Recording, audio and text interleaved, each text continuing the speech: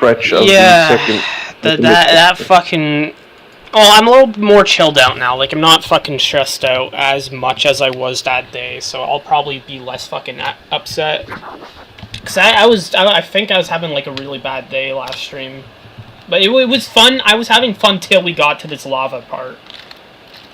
Yeah, it drags, and you're not the only one who's had problems with Hephaestus. Like even back in the day, when what's it called? When Bioshock was coming out, a lot of people had the same problem with Hephaestus. I remember like forums and things complaining like, "Oh, it's too difficult. It's not interesting. The level layout makes no sense." It's something I saw a lot of people complain about, and I'm like, I don't blame them for being too upset.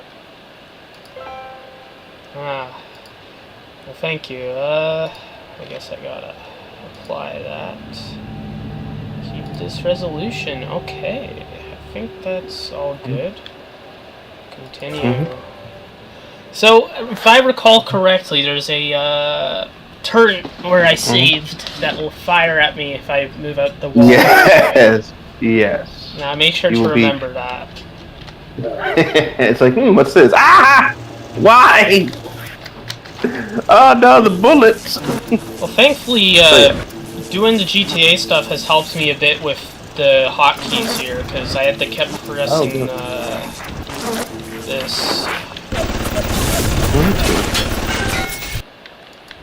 But yeah, I'm gonna be honest. I don't like how I like the idea of Hephaestus. This concept that we're under. This like factory forge kind of thing. I don't mind it.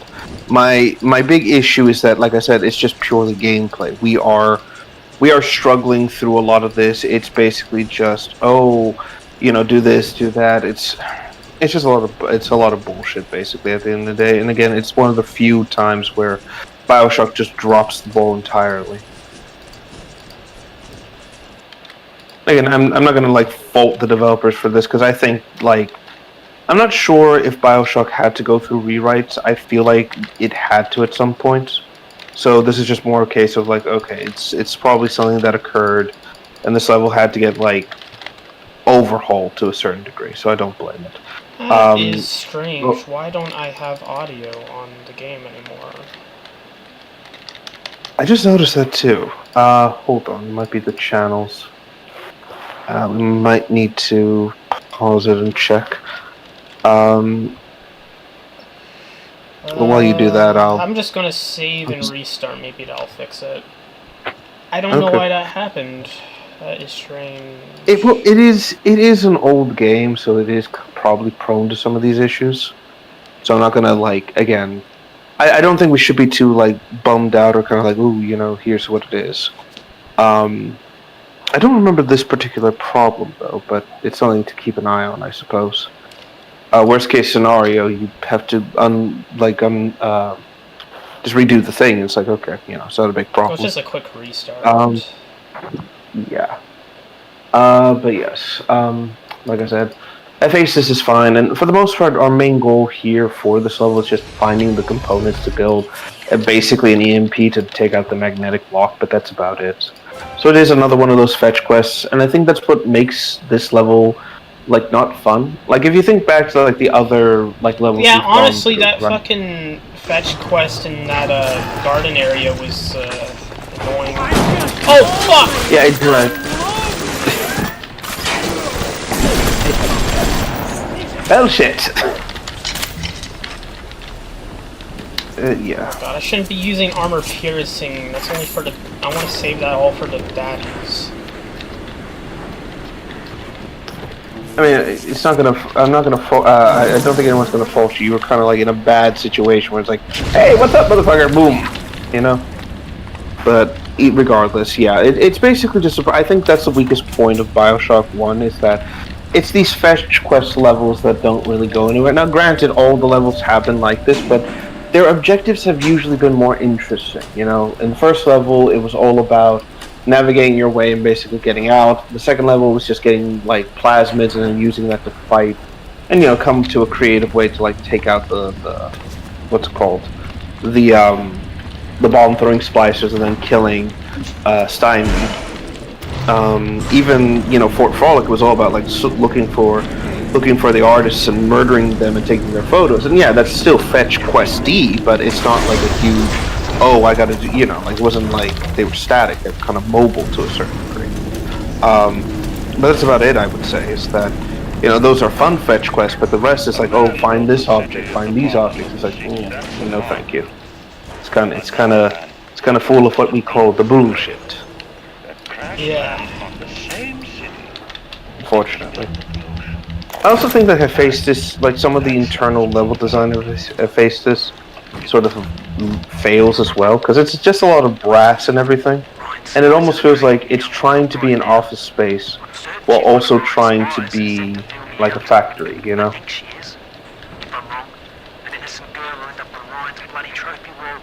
Yes, Ryan is basically putting things together. He's starting to notice that the fact that Jack's here in the city, despite like everything happening, how coincidental a plane just so happens to fly right over where Rapture is a bit suspect.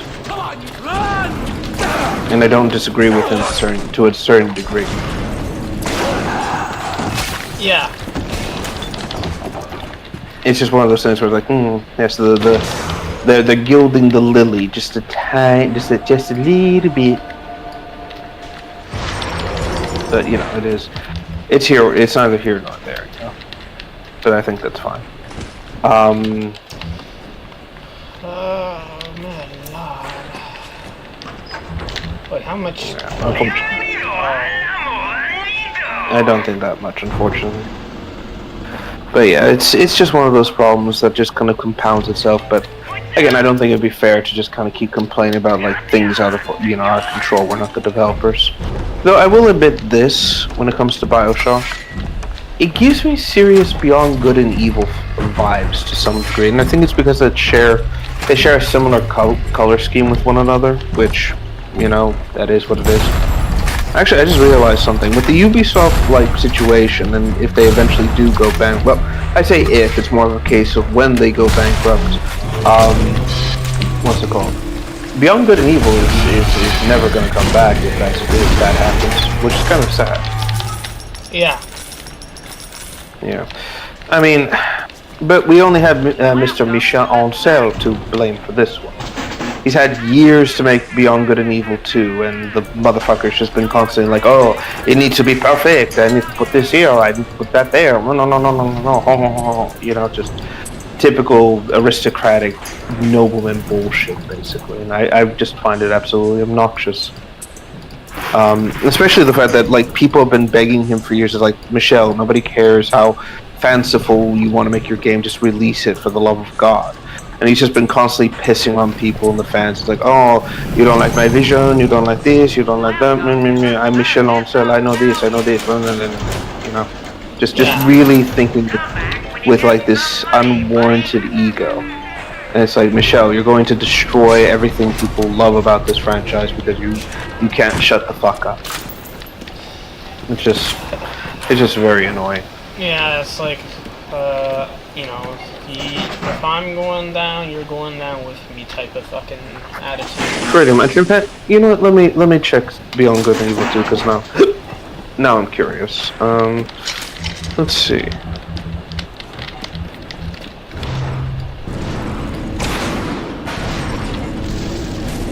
Okay. So, according to the news, from October 2024. Oh, it's getting a new lead. I guess Michel Ancel's out of the picture now.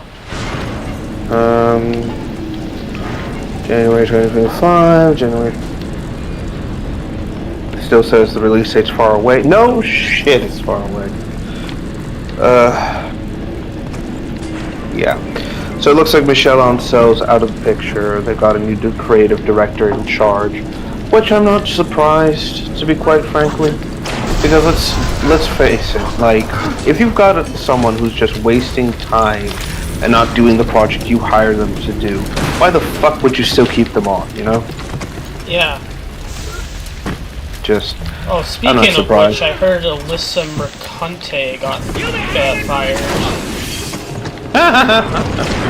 You know, it's funny because she would have no problem ruining other people's lives and making them lose their careers. So, you know, it's karma. No, absolutely. And again, the universe just has a funny way of fixing these sorts of people, and it's like, yeah, not surprising. It's just annoying at the end of the day, and I mean it with like the most sincerest sort of point of view. It's good to see that, you know, the industry is getting better over time, and we're just still trucking that shit along. Like, yeah, we'll have some backsteps, but hey, it is what it is at the end of the day. Of course. Still. Personally speaking, I just rather be done with the whole bullshit to begin with, but hey, whatever. As for Beyond Good and Evil 2, I don't know. I think this is in a very similar Half-Life situation, where basically Valve teases it. It's like, oh, Half-Life 3, you know, yada yada yada, and it just never happens. Beyond Good and Evil 2 has been in like development for almost as long as Half-Life it was at the time. Half-Life 3, basically. It's just been constantly changing, constantly evolving, mutating, becoming so much worse. And it really is just kind of a shame, because it's like, I don't think anyone would be bothered if it was just a simple game. You know, people were more interested in the story than anything else. I mean, for crying out loud, Ubisoft releases the Far Cry's, which are basically just clones of each other for years on end. Assassin's Creed, and all these like open world games that just don't amount to anything in the grand scheme of things. And I mean that in the most direct way possible. It's because Valve kept trying to find, oh, what's the next innovative thing we can make? It's like, you've kind of reached your limit. I mean, sure, that's why they made Half-Life Alyx, because they want to be like innovators, right? Yeah, and I've got no problem with Valve trying to be innovative, what you said, with their projects. I think it's just a case of like, Valve is much more of a publisher now than anything else, but they're a good publisher that I think pushes back and keeps the industry honest, which is something I absolutely appreciate. The big thing again is that at the end of the day, it's just a problem of what's it called? It's just a problem of what's the word? It's nothing interesting at the end of the day. Like, I think the worst of it would have to be fucking, like I said, oh Jesus Christ. It's just a case of like, again, with Ubisoft, they're just constantly pumping out these god-awful fucking open world games, and like, I think people are just getting fed up with it. And it's not even like, oh, open world games aren't popular anymore. No, far from it. I think it's more of a case they make shitty fucking games that like they feel more like jobs to play than actual games, you know? Right. Like they're not fun open worlds. They're just made on a fucking product line. Like, there's a video that's called "If Ubisoft Made Red Dead Redemption," and it kind of covers this well, where everything is just so much more restricted or babied around, and it's just shit, you know? Right. Again, it's like they make slop open world games. They're like, go to these towers, you know, collect these collectibles, go here, go there. It's just a bunch of like, keep you busy and make the game restricted. And these tasks amount to nothing. They're just pointless. They're slop, you know? Yeah. Again, it's like Assassin's Creed's been grandfathered into the world and the game industry, and only because it's like one of those games that took a chance. Far Cry got successful because of the third game, and that was because it was doing something interesting with the idea. But ultimately, that was the fluke, and then you had the rest of these Far Cries, which basically slowly, gradually just started to become these like, how can we top the previous Far Cry? How can we make this game crazier than the last one? Oh, I know, we'll do a post-apocalypse. Oh, I know, we'll go to a Chinese-style place. Or, hey, let's do Blood Dragon. Hey, let's go to Mars. Literally, one of the games is one of the DLC parts of the game set on fucking Mars, for crying out loud. It's so much fucking hassle at the end of the day, and it's just becoming this case of like bloat, and there's no other way around it. Does it look like it's a real bomb? again, Ubisoft really has to sit down and okay, good. You got the MP set up. So now we're just gonna blow the locks off the Ryan's door.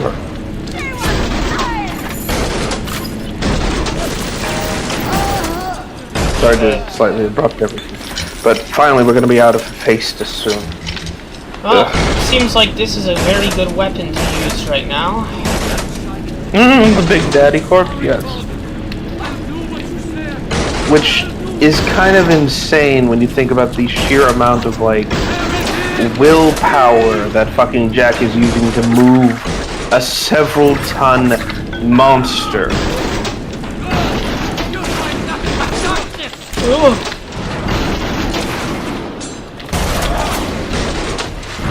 Again, it's like, Jesus Christ. The power of drugs.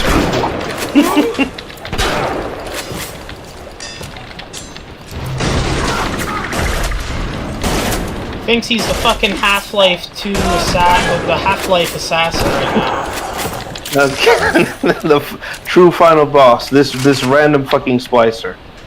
Jesus, this fucking... That's gross. They look so ugly. Yeah, again, this is the consequence of, like, rewriting your DNA frequently. Well, what's going to happen to fucking Jack here? He's going to look ugly too.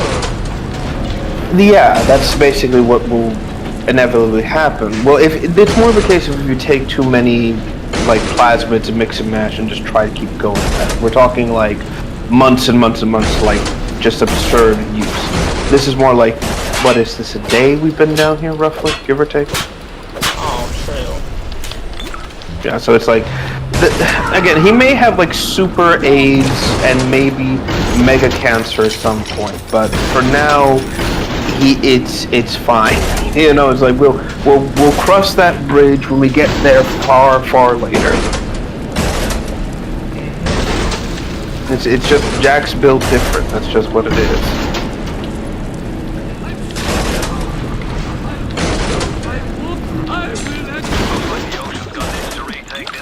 This happened right after the start of the war. Read about it in the papers. And even further down we go.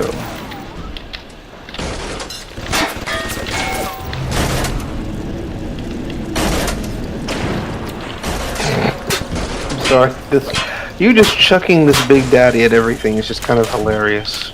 It's just an effective tool, you know? It's like, again, I like to picture, like, it's Jack is not using telekinesis, he's just lugging this thing around and just using raw brute force to just punt it at people. Or just, like, pulling a Jason sleeping bag kill. Well, it seems to actually be working as a shield right now. Again, this is why ragdolls are superior to just, like, scripted NPC enemies you can fight. Yeah, I really need to give my dinosaurs ragdolls in fucking Halo Zero graphic tranquility because they don't have one at the moment because it's annoying to make it, so I'll have to do that. I'm just picturing it now. It's like, quick, we need to stop the brutes. How do we do it? I've got this. Start whipping around a raptor corpse like a fucking... Well, it's just like in Mass Effect when we kept knocking the armatures open. And I played the Firewalker DLC in the Cerberus run, and you could also run over armatures in it, which I did not know that they were even a thing you could do in Mass Effect 2, I should say. Huh. That's a bit odd, but it makes sense. You're technically like, you're not so much running them over as you're like just, you know, ramming into them and knocking them over. So I guess that's technically the same. And now I realize why those turrets were there. It was basically so that way you would have an easier time turning the wheel. I was like, no, fuck you, Big Daddy corpse. Well, I could have hacked them, but at the same time, everything's one-shot by the fucking corpse. Yeah.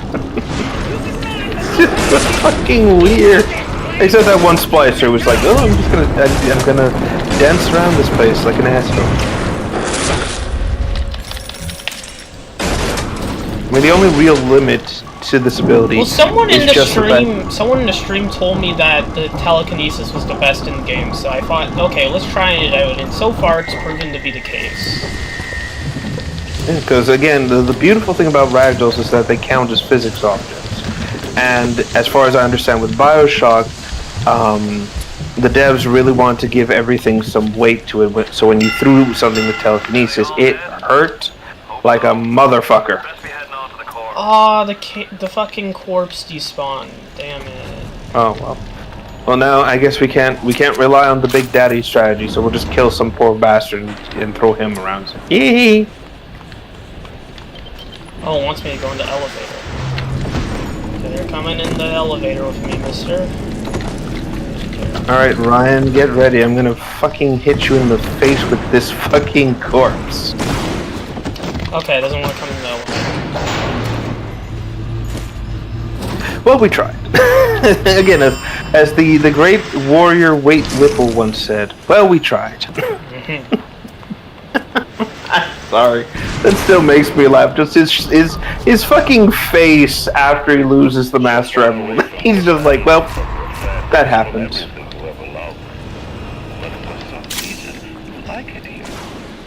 Feel something.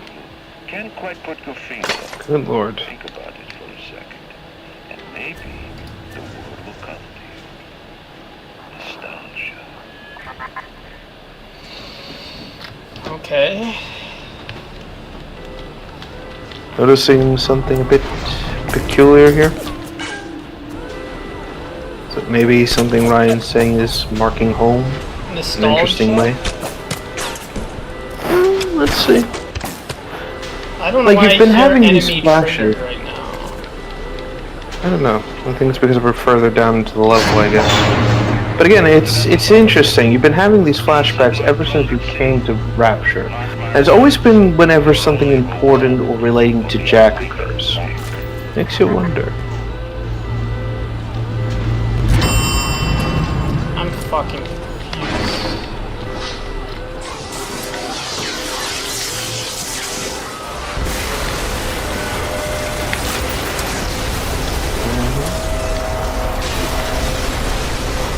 That's great, this entire city's gonna be destroyed now.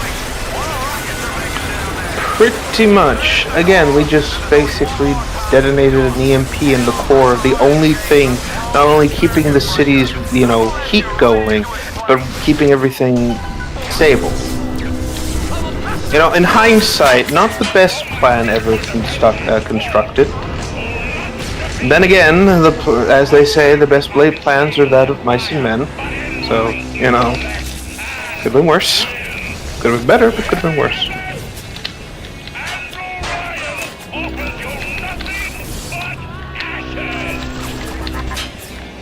I do love the fact that Ryan still is on that pedestal. He really thinks he's still, achieving some grandiose thing with this fucking martyrdom complex he's got.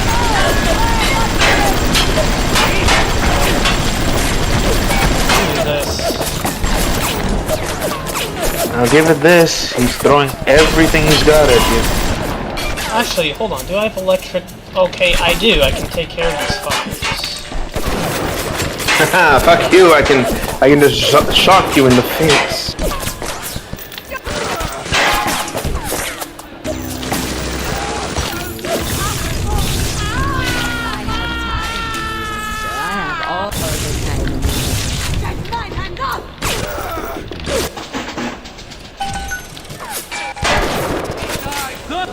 Honestly, Jesus. Again, Ryan is throwing everything at you and the kitchen sink at this point.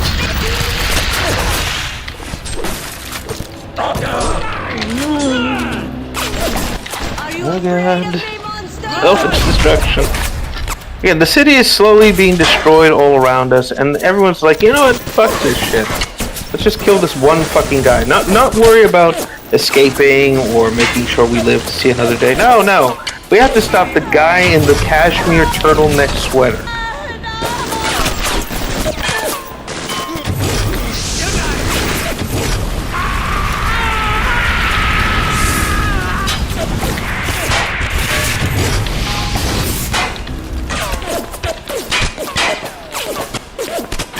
Jesus Christ. I never killed him. At some point, you'd think they run out of ammo or bodies to throw at you, but it's like, no, fuck you. Rapture is full of lunatics and more bullets than fucking Fort Knox. But I know it won't stop while that man breathes. I love Mr. Ryan. And yes, we've just got confirmation that McDonough basically intended to kill Ryan to save the city. Or tried to. Poor guy never saw it coming. Kill one, save the other. So yeah.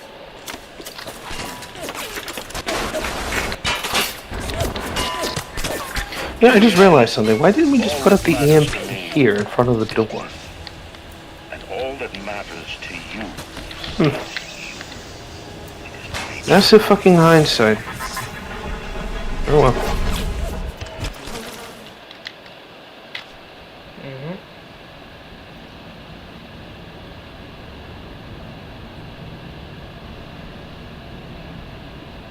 So yes, now we enter the basically last major step, which is Rapture Central Control. This is the very heart of the entire city. Basically where almost everything that of importance goes through. Mainly the office of Andrew Ryan. And now that I see flesh and blood, I know I cannot raise my hand against you. But know this, you are my greatest disappointment. Does your master hear me? Atlas? You can kill me, but you will never have my city. My strength is not in steel and fire. Now that's a peculiar line. A season for all What? things, a time to live. I'm just saying he's calling you his greatest disappointment. Can't raise his hand against you. To destroy. Why is he calling me my child? I don't know. From now, my child, I will be discussed. By the way, the city's still exploding while this conversation has been happening. Different than what you did. So everyone knows, like, hey, shit's fucked. And everything's gonna basically implode around us if we don't get to that office and override the self-destruct.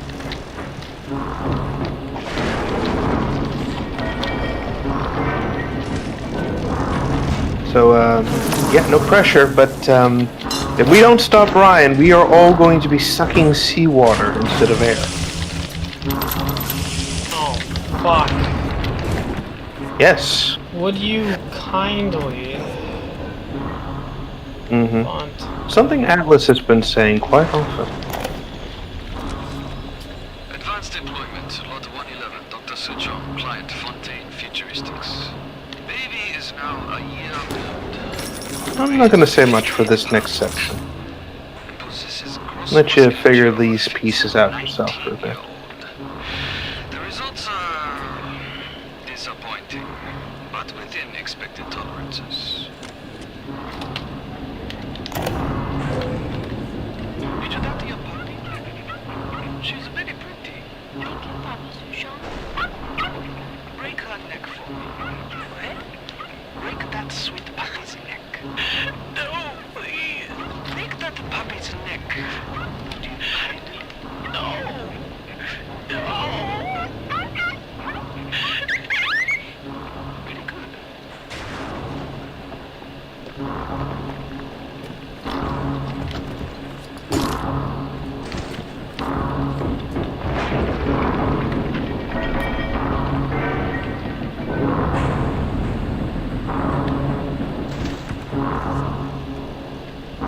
And just gonna let everything play out.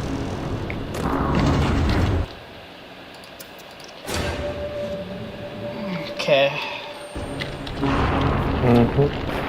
Again, I told you you'd come to hate Sucho. It's horrible.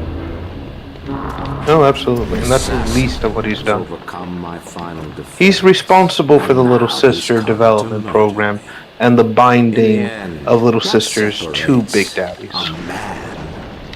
from a slave. Money? Power? No. A man chooses.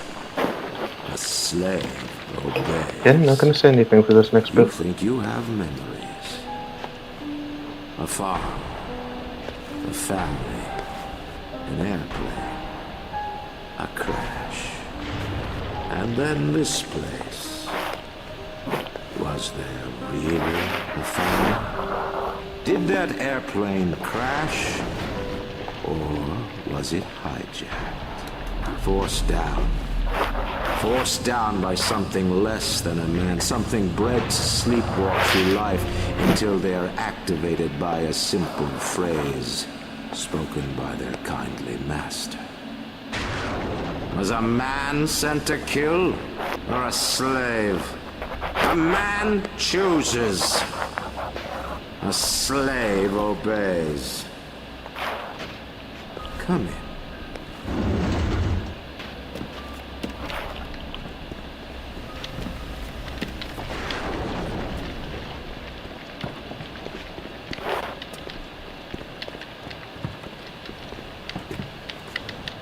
Stop, would you kindly? Would you kindly? Powerful phrase. Familiar phrase. Would you kindly? Would you kindly get this? Would you kindly find that? Would you kindly find that? Would you kindly find? Would you kindly get this? Would you kindly head to Ryan's office and kill the son of a bitch? Sit, would you kindly? Stand, would you kindly? Run! Stop! Turn. A man chooses. A slave obeys.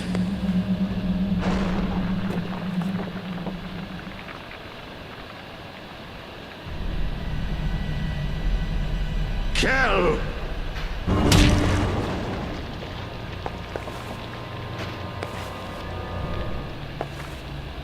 A man chooses!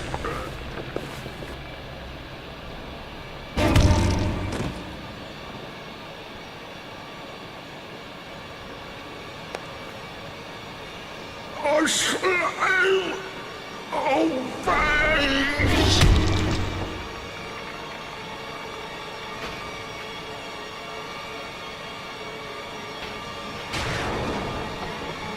Obey! So, yeah, that happened. Hurry now! Grab Ryan's genetic key! Now would you kindly put it in that goddamn machine?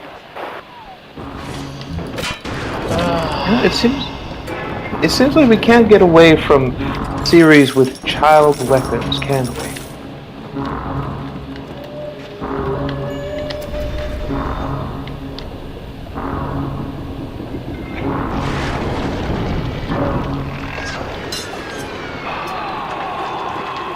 Kind of ironic when you think about it. Why did he want me to kill him? So simple, he needs the genetic key. The key's useless so long as No. Ryan's alive. Why? Ryan? Because Ryan couldn't kill his own son. So, rather than have his son kill him as a slave, he ordered his own son to kill him instead, proving to the world that he died by his own hand rather than being killed by what he viewed as essentially nothing more than a tool. Stella, in my line of work, takes on a variety of aliases. Hell, once I was even That's why he's called you his greatest disappointment. and a sworn. And on top of all this as well, we've been helping the bastard who everybody thought was dead. Meet the theatric bastard himself, Frank Fontaine. I had a lot of business partners in my life, but you, of course, the fact that you were genetically conditioned to bark like a cocker spaniel when I said, would you... Welcome to Act 2, by the way. Had something to do with it, but still. Now, as soon as that machine finishes processing the genetic key you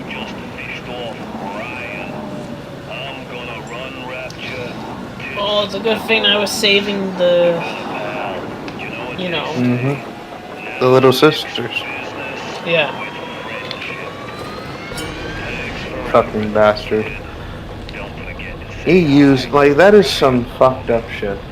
So, remember that little moment back in Fort Frolic, the stripper? The woman that Ryan killed?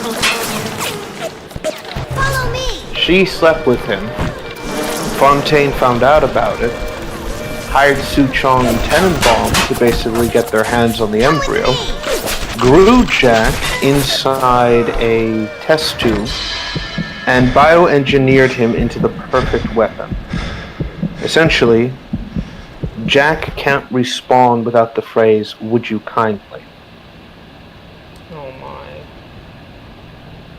Remember when I said, oh, Jack's just built different, that's why he can take all the plasmids? I wasn't joking about that last bit. Welcome back, child. Now, officially, we're in Olympus Heights. So this is, like I said, the start of the second and final act of the game. Now you know the truth. The main problem now is simple. We gotta kill Fontaine. Choose to save him. The beautiful thing about Tenenbaum is that, thanks to your actions and the fact that of her own guilt, she's actually crowbarred the genetic conditioning out of your brain. Frank Fontaine now can't control you anymore. But that's only one part of the procedure.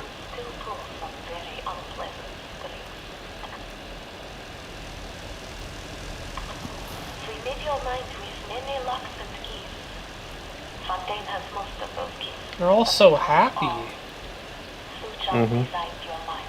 You've given them a second chance to actually be kids. You might find answers in Su Chong's lab in Mercury Suite.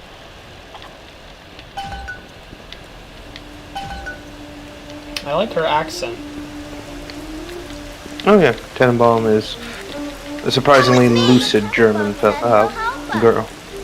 Excuse me, German woman.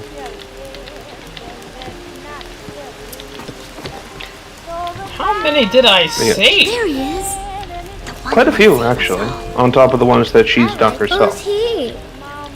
He's here to help us. So right now, I believe we're in one of Fontaine's poor orphanages he's set up in Rapture to basically abduct kids to turn into the little sisters.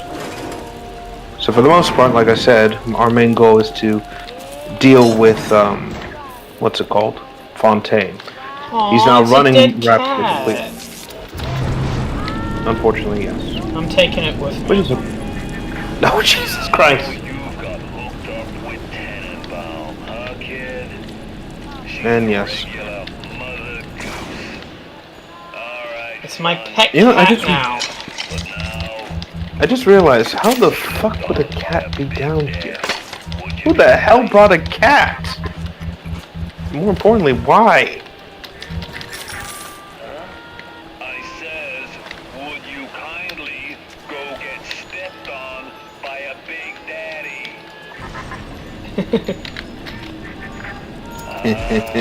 Seems like Mother Goose has been playing around in your egg salad.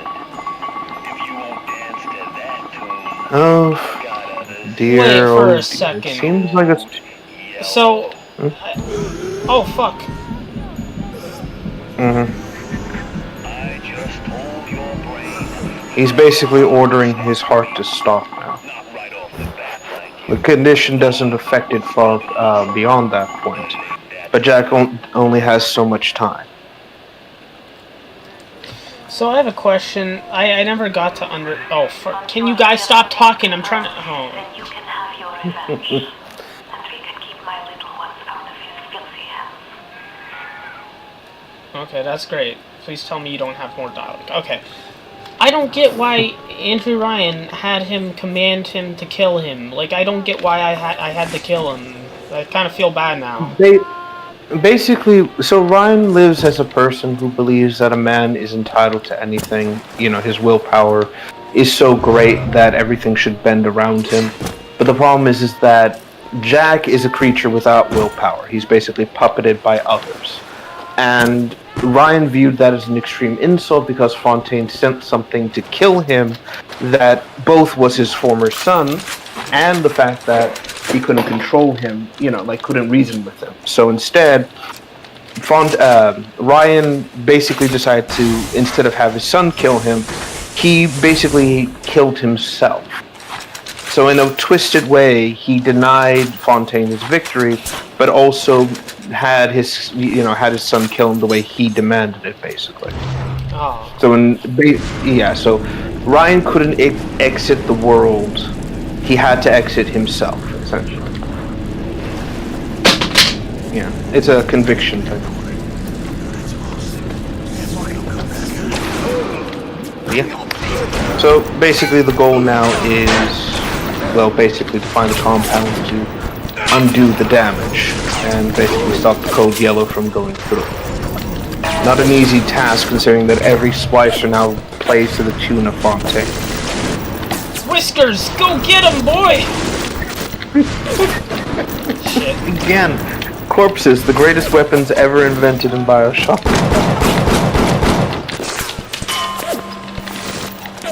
And some fuck shit, you gotta admit, it's like, haha!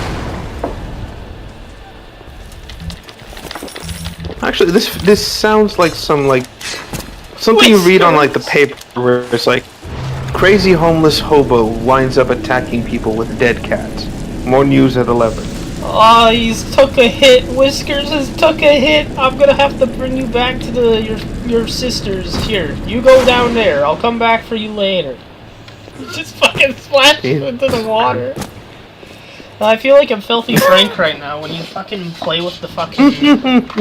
you play with the fucking, what do you call it? The, fucking dead rat.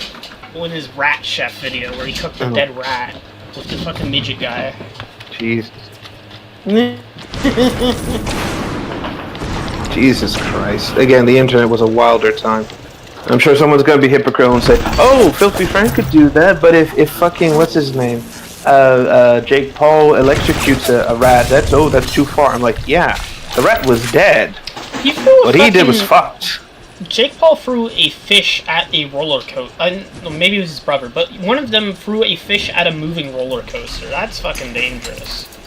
The shit they do isn't funny. Absolutely. They're the type of people that go to fucking South Korea and be nuisance streamers. And shove and shove dead fishes in people's faces, thinking it's funny. Oh, by the way, speaking of Ramses over there, we finally found his Achilles heel. Apparently, he takes family matters very seriously.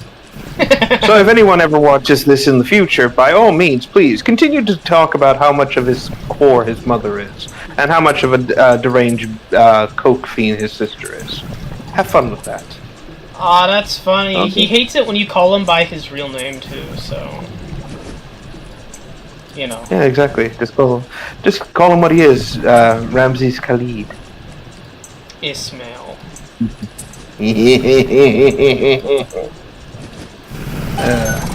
Sometimes I wish I could do the Cronin laugh, that weird wheezing mechanical noise. That is a loud-sounding big baddie.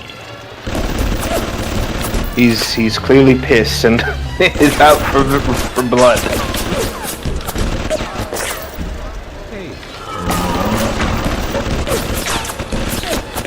I think that's another one of the armored rosies with the more elite variants. I think. Yeah, it seems like it's an elite rosie. Shit. Jesus. Okay, I have 6 proximity mines, so see if I. It should be more than enough to kill this thing. So a little bit of history on Fontaine, because we finally got a bit to learn about him. So this spiel about pretending to be other people is something he's done for years. So basically, back in New York, mid-50s, early 50s, basically around that time period, he used to attend the Theater of the Arts, and this was because, despite the fact that he was a street thug, he had a deep respect for the cultural arts and things like that. And so for a while, he basically, learned about acting and how to mask his voice and his appearance and even change his face. He would purposely use makeup and things like that to disguise himself, make him seem like another person. As he even put it, he pretended to be a Chinese man for like 6 months straight, basically. But then over time, when he was working for another guy, he started hearing about this like whole crazy job and things like that. And what's it called? He eventually got to the original Frank Fontaine, killed the guy, took on his personality, his persona, because nobody ever met him in Rapture, and then basically said, "Oh, I'm just going to do this." And he started to do the things that he did back on New York. He started the smuggling ring to get more power. He helped Tenenbaum do her atom research because he realized how powerful a weapon that could be. He basically saw Rapture and Ryan as instruments to his power and said, "Fuck you, I'm taking over," basically. And it was an ecosystem of like sharks versus like a extremely well adapted megalodon, basically. Yeah. He got his teeth into everything. He introduced like organized crime and shit, the Black Hand smuggling ring, all this crazy fuck. Here's where it gets crazy. He knew that Ryan wanted to get rid of him, so he purposely set it up so he actually had one of his guys dress up like him, then had his guy get killed in the firefight that seized his assets. Then using Adam, he transformed his face to become Atlas, took on this whole persona of power to the people kind of fellow, and led the rebellion from the shadows as Frank Fontaine, but in reality was, well, as Atlas, but in reality was Frank Fontaine. This is what's been happening. This has been the long con for a while now. And now, basically, thanks to Jack, they put this plan into motion where basically they would take Ryan's own kid, Dr. Suchong would then experiment on the fetus to make it rapidly grow, then purposely deploy the fetus, and send it topside to grow up amongst the world normally, and then purposely call the kid back to Rapture once he was old enough, and basically act as the greatest assassin ever to be created, essentially. Activated by the word "would you kindly."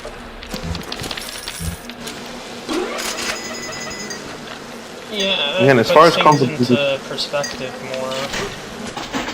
Oh, absolutely. You've been that's the beautiful thing about Bioshock. You've been playing the willing pawn this entire time, and not once during the entire game did you ever stop to think, "Huh, that's weird," or "Why am I doing this?" or "Why does he say it?" Because he puts it into the accent, which a kindly it sounds like something a Scotsman would say.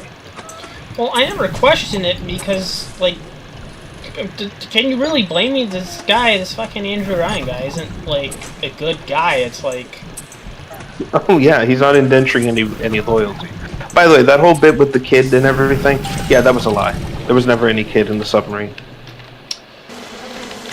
See, that's the thing. That's what made me be manipulated, because I felt bad because of that, Exactly.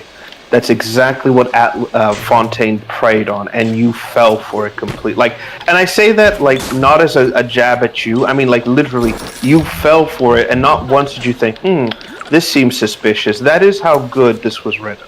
Well, you can't. There's no reason to be suspicious about it. That's the thing. Exactly. But the game hints at Fontaine still being around. Peaches constantly mentioning Atlas was ours. Mention these things. How Ryan constantly doesn't believe Fontaine is gone. How he finds it suspicious that Atlas just happens to appear. Even McDonough is surprised and says it strikes me as weird that Fontaine wasn't too banged up about his own death, and it's just keeps getting added on and on and on and on. No experience, but put her in front of a gene sequence and she's Yes, and that's another thing as well. Suchong is now we get to learn a little bit more about him. He is 5 kinds of awful. Basically has no morality whatsoever, a little weaseling opportunist, always takes advantage of a situation and makes it so he's always out on top, basically. So he had no problems working for Fontaine. Then when Ryan took over Fontaine Industries, he even switched over and just pleaded loyalty to Ryan, basically. Like I said, Suchon is exactly the kind of like little backstabbing manipulator you see in the films. The little, oh, you should, let me work for you. I'm totally like helpless, while in the background just doing all these fuck shits. That's saying quite a bit. Yeah. It just continues from there as well. Like again, everything's just kind of falling into place, and you start to realize just how badly the state of Rapture is, that you have inadvertently basically like tied off any loose ends that Fontaine needed you to deal with, essentially, in a very roundabout but clever way, while also weakening Ryan's position in Rapture as a whole. He took out his own allies. He sealed off sections of the city. He purposely damaged this stuff to prevent you from getting there, and it didn't work, which is the worst of it. No matter what he threw your way, you still found a way to overcome it and everything. By the way, I should mention, this area is also where most of the heaviest fighting happened during the rebellion. So a lot of these splicers are actually technically sympathizers of Fontaine/Atlas long before he took over. Yeah. But it also shows you the kind of like differences between what the people of Rapture had versus like the lower and higher classes, essentially. And that's saying quite a bit. Like, I hate saying the whole like, oh, it's classism, it's like, no, this is literally what happened. Like, Rapture was built with an inequality in mind, essentially, and it was completely by happenstance.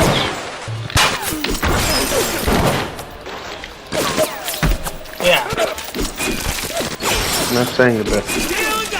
So I think here we're going to be entering, I think, Suchong's lab. But I could be wrong. Basically, in order to stop this, like I said, we're going to need specific tonics to cure Jack of like his afflictions. Also, I'm not sure, but what is your middle mouse button? What do you mean? So when you pull out your pistol. Oh, it switches what I didn't know that. Yeah, but if you click it, I think you can aim down the sights. Well, it just reloads. It switches ammo when I do that. Oh, okay. All right, never mind then. we figured it out. Well, I bring this up because I remember, I think it's Bioshock 2 specifically that lets you aim down sights when you do that. But yeah, this was before the aim down sights thing was a thing. Oh well, my bad. Still, at least we know what to do. But yeah. Boy. It makes you wonder what Fontaine plans to do with Rapture now that he's over.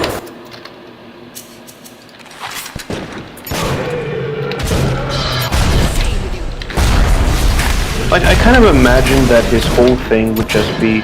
Essentially, what I think Fontaine would probably do is probably start selling this stuff back to the surface, and probably just try to make as much capital as he can on the above ground, basically.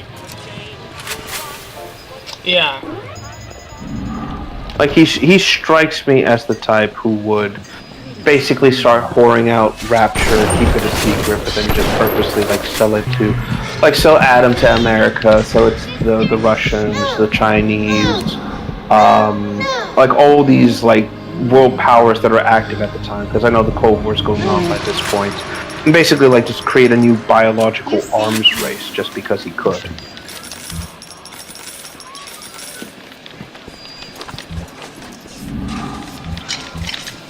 Again, this fucker.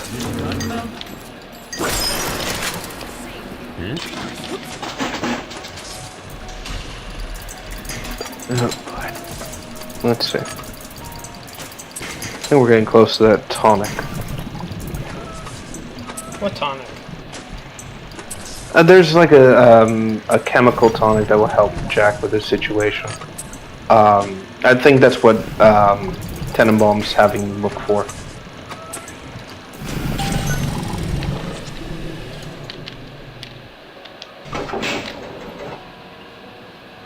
Let me see. Because I know the whole bit with the Big Daddy, that's going to be much later.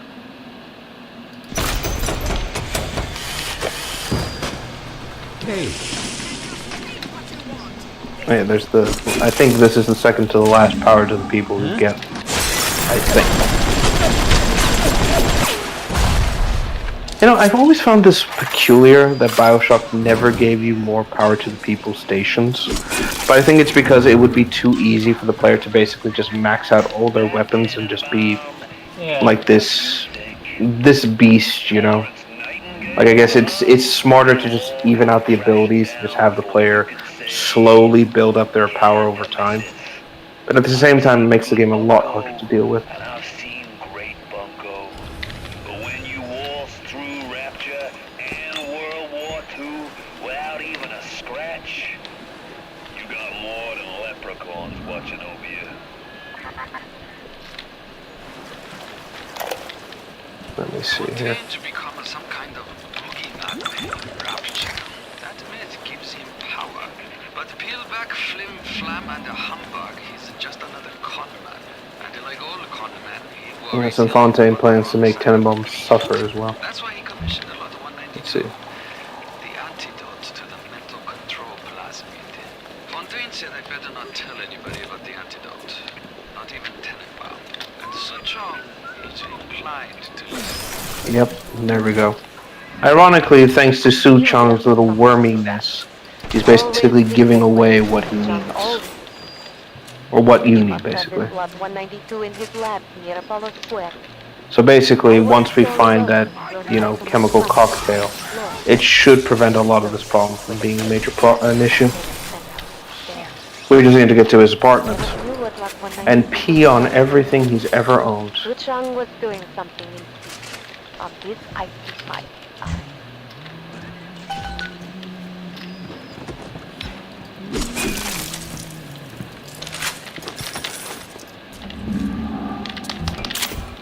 I don't like this any more than you do, kid. But you gotta understand where I'm coming from. I got 12 years down here. Big investment. Man can't walk away from a long con like that.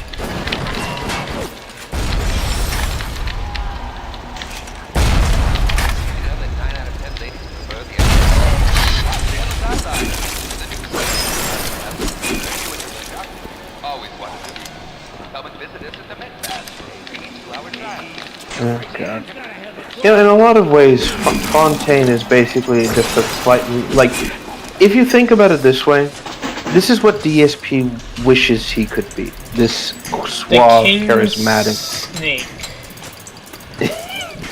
Which, again, as we all know, releases a potent odor when it's threatened. Yeah, just like Phil. Exactly. But that's what I mean. This is what Phil wants to be, a potent, competent con man who can basically lie, cheat, and deceive his way to success. Like, he keeps claiming, like, oh, I've got a business degree, all this shit. And all I can think of is, I bet you dollars to donut, he went to, like, the cheapest fucking college, went into like a class, and the person was a legitimate con artist and basically taught Phil, like, listen, you want to get the mook into this sort of deal he can't ignore, you gotta do this, you gotta do that, like all that typical con artist bullshit, basically. But the thing is that, as we've all basically confirmed, Phil's a complete and total idiot who fucks up his own career every chance he gets. Again, I think we've said it 100 times, maybe even more. Phil is his own worst enemy. He will always get in his own way. And that's saying a hell of a lot. Yeah. Again, because he's just too stupid, you see. And I mean that in the most, like, direct way possible.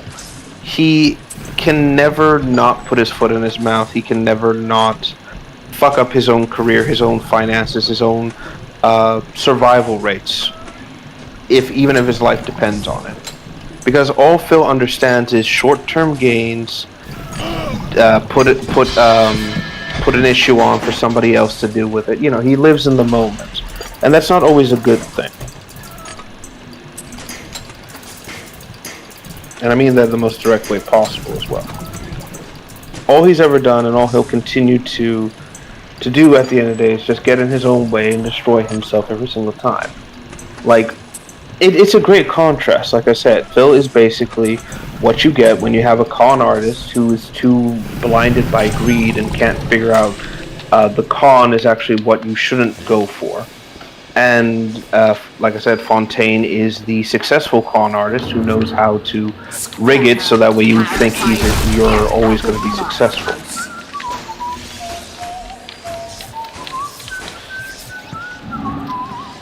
Again, it's the shit he wants to be. Also, isn't he still getting felted by somebody else? PWR is felted. Yeah. He used to be a former Phil fan, but because of the way, like, Phil dismissed him as a detractor meme because he was doing better than him, and this guy cut himself for Phil. This guy went starving for Phil. So this guy turned on Phil and is now making more money than Phil. Which is so funny. Oh, absolutely. It's the bitter irony. Like I said, this is what I've said to a lot of people who start off on their careers. Don't single somebody out.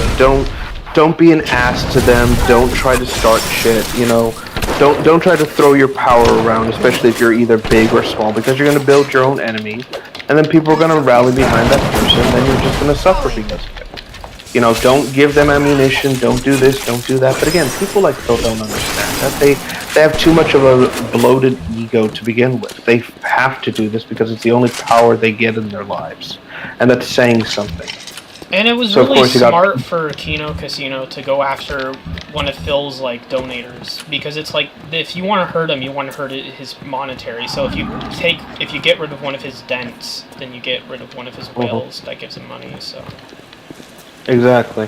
Again, this is something that the old trolls used to do, which is like purposely goad his greatest like whales and his dents and things like that, and then just draw them into like a trap, and then make either publicly bring them out into the sunlight or shame them so badly that they flee with their tails between their legs, and they can't really do that. And because they'll swap to a different name, it gives Phil they get that sense of like, oh, I'm such a successful like person, and chills fat. Phil's chat that gets taken from them, and it's a very obvious thing. Oh, by the way, I should mention this. In this level specifically, there will be a section where you'll actually encounter two splicers dancing to the same music you danced to in Fort Frolic, covered in like traps and things like that. And you would actually encounter Sander Cohen in that area as well, and he would warn you that if you interrupted them, he would come down and deal with you himself. So this would that area would be where you would fight Sander Cohen properly if you let him live in Fort Frolic. But because he killed him, I don't think we're going to see that scene. Well, it was too funny to not kill him. To shoot him as soon as he came down the stairs.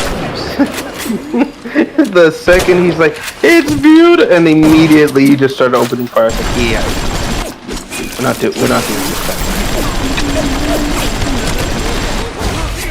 Yeah. The fucking idiot. Yeah. Let me see. Sorry, I'm just checking some other things. Like, isn't Phil also like failing in terms of like, what was it that he called it? Smart guys? Yeah, it's like a wrestling. That's like a wrestling term. And he had like Ethan Ralph on. He had one of his dent mods on. Yeah. The guy came out and it was a parody of the Shockmaster's intro.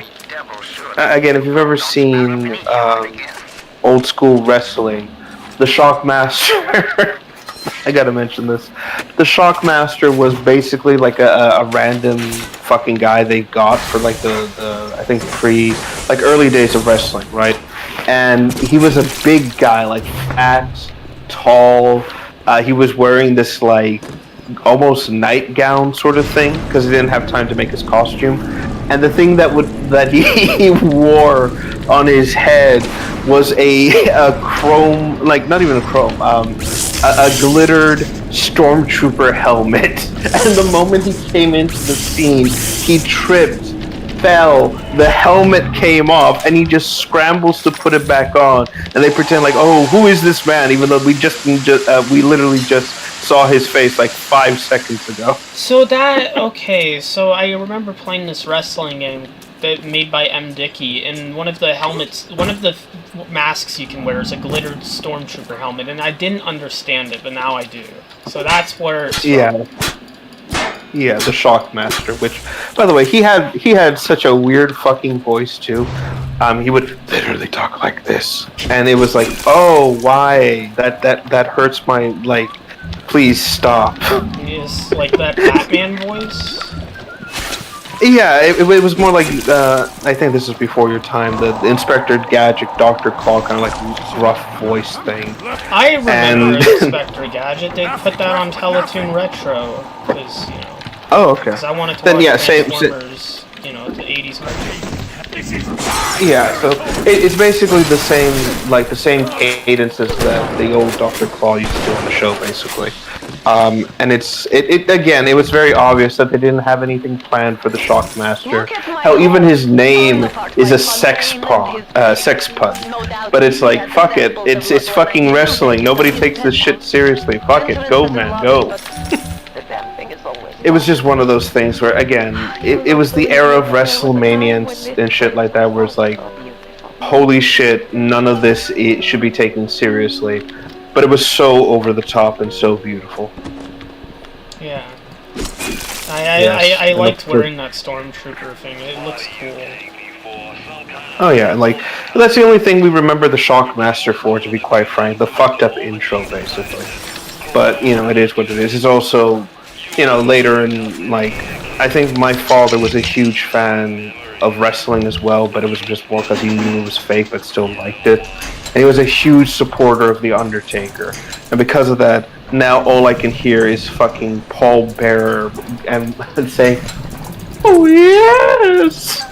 This tiny fat guy was somehow The Undertaker's biological father, and he towered over him. Oh god, and he was also the dad of Kane too, who, by the way, apparently was the mayor of was the mayor of Knoxville, Tennessee. Like, fuck. That's some crazy shit. Oh yeah, I used to do WrestleMania. Oh really? Okay. Oh Jesus Christ! It's the shit you find out. It's like as years go on, you just wonder. It's like, what the fuck happened? You know? Yeah. So I do feel bad. It's a shame that, you know, Undertaker's gone, Paul Bearer's dead. He's long since been dead, but I still love that tiny little bastard and his over-the-top dramatics. Again, just constantly saying, oh yeah.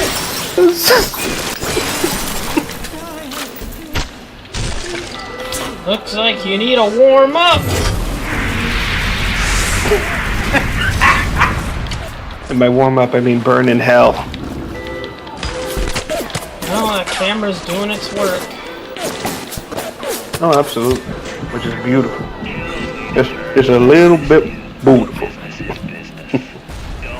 But yeah. I'm sorry.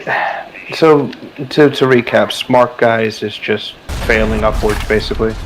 Like, nobody's been supporting that shit. And they only want to see, like, people like fucking Ethan Ralph make fools of themselves with, you know, Bill doesn't know how to make anything worth value, so. Oh, absolutely. Again, that's the thing, it's like his ego is bigger than his life. And like, I've heard that every little scam he's tried to pull is just failing constantly. No one's showing up for the streams, they're felting him at every turn. It's good to know. Because it's like, it seems like finally the luck of the devil has run out and he's reaping what he sows. Plus he's got more and more people gunning for his head than ever before. And this is all because the dumbass was like, oh, I want to expand my audience. I'm going to go to Kick, I'm going to do this, I'm going to do that. It's like, Phil, you were fine in the small ecosystem. You were fine in this teeny tiny pool, and you could have survived for the rest of your days. But no, because the allure of money was too great. Because all you ever think about is this fucking cash flow that you think you're just gonna siphon out of other people's welfare checks. Oh no, it's like I'm not surprised. I'm not surprised in the slightest.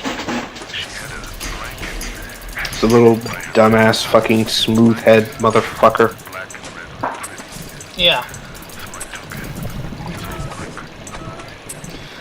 It's like the fucking Velcro wallets aren't going to fucking last forever. Mm-hmm. At some point, he's, like I said, he's just screwed, and that's saying something. The only thing he's got going for him is the whole, oh, I didn't do lolcow live, and somehow he succeeded with that. But that's only until eventually he's gonna have to come out and say, like, listen, Keen, I need your money.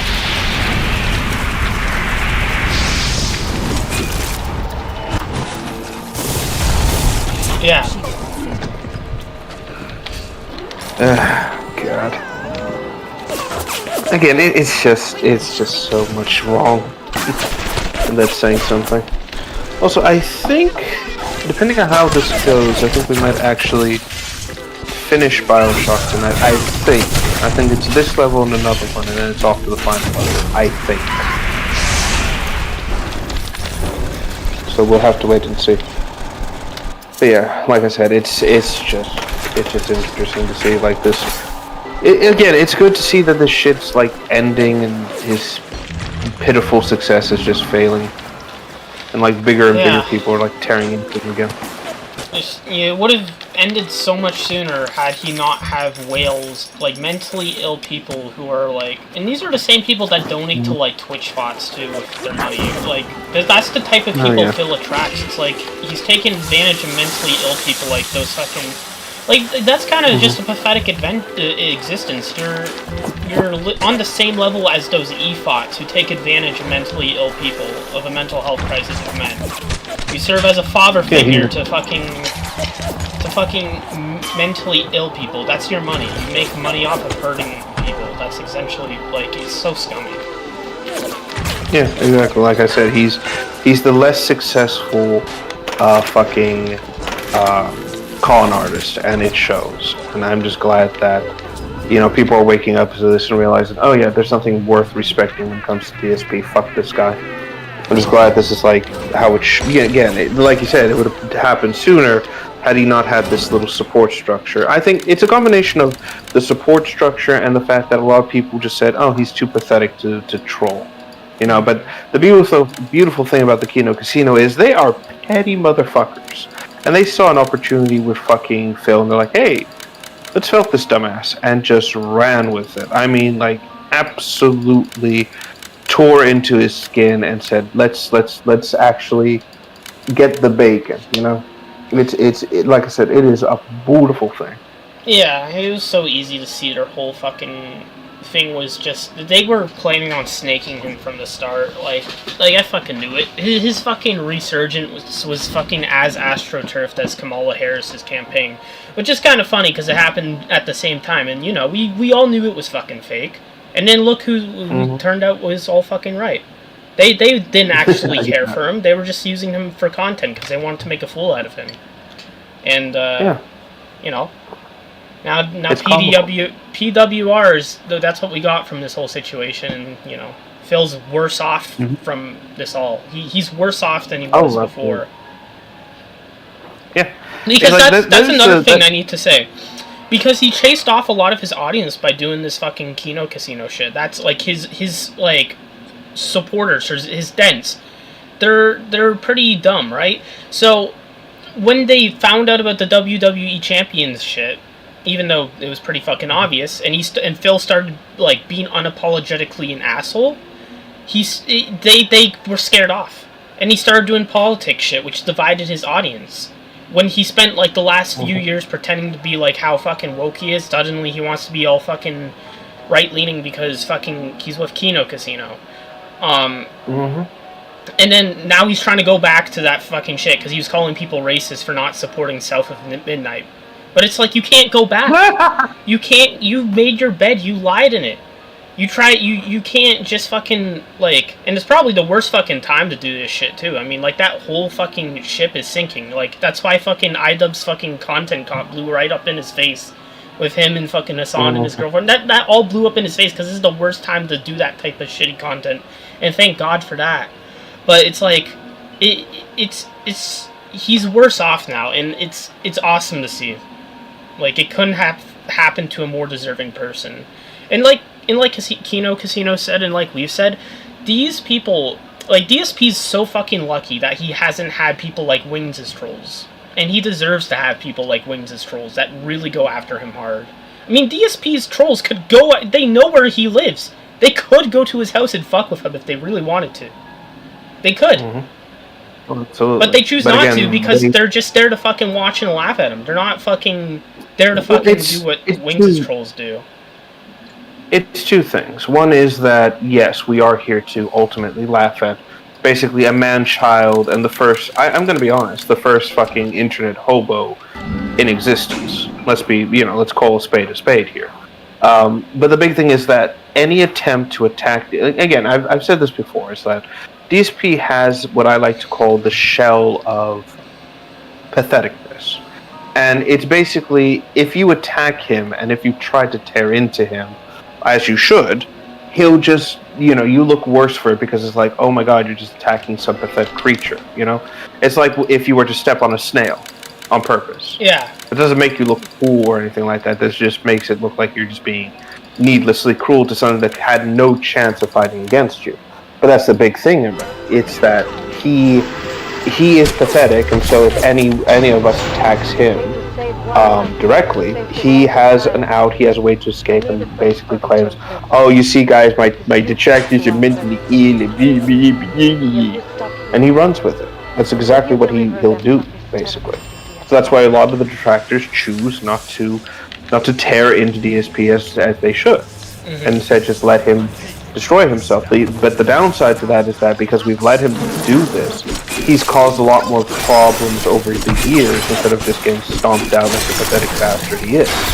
It's just one of those problems where it's like, act and gain major strides, or don't act and let him suffer the consequences of his actions.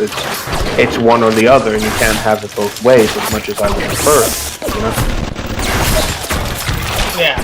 The evil do that we do cannot always succeed. There's a reason for that.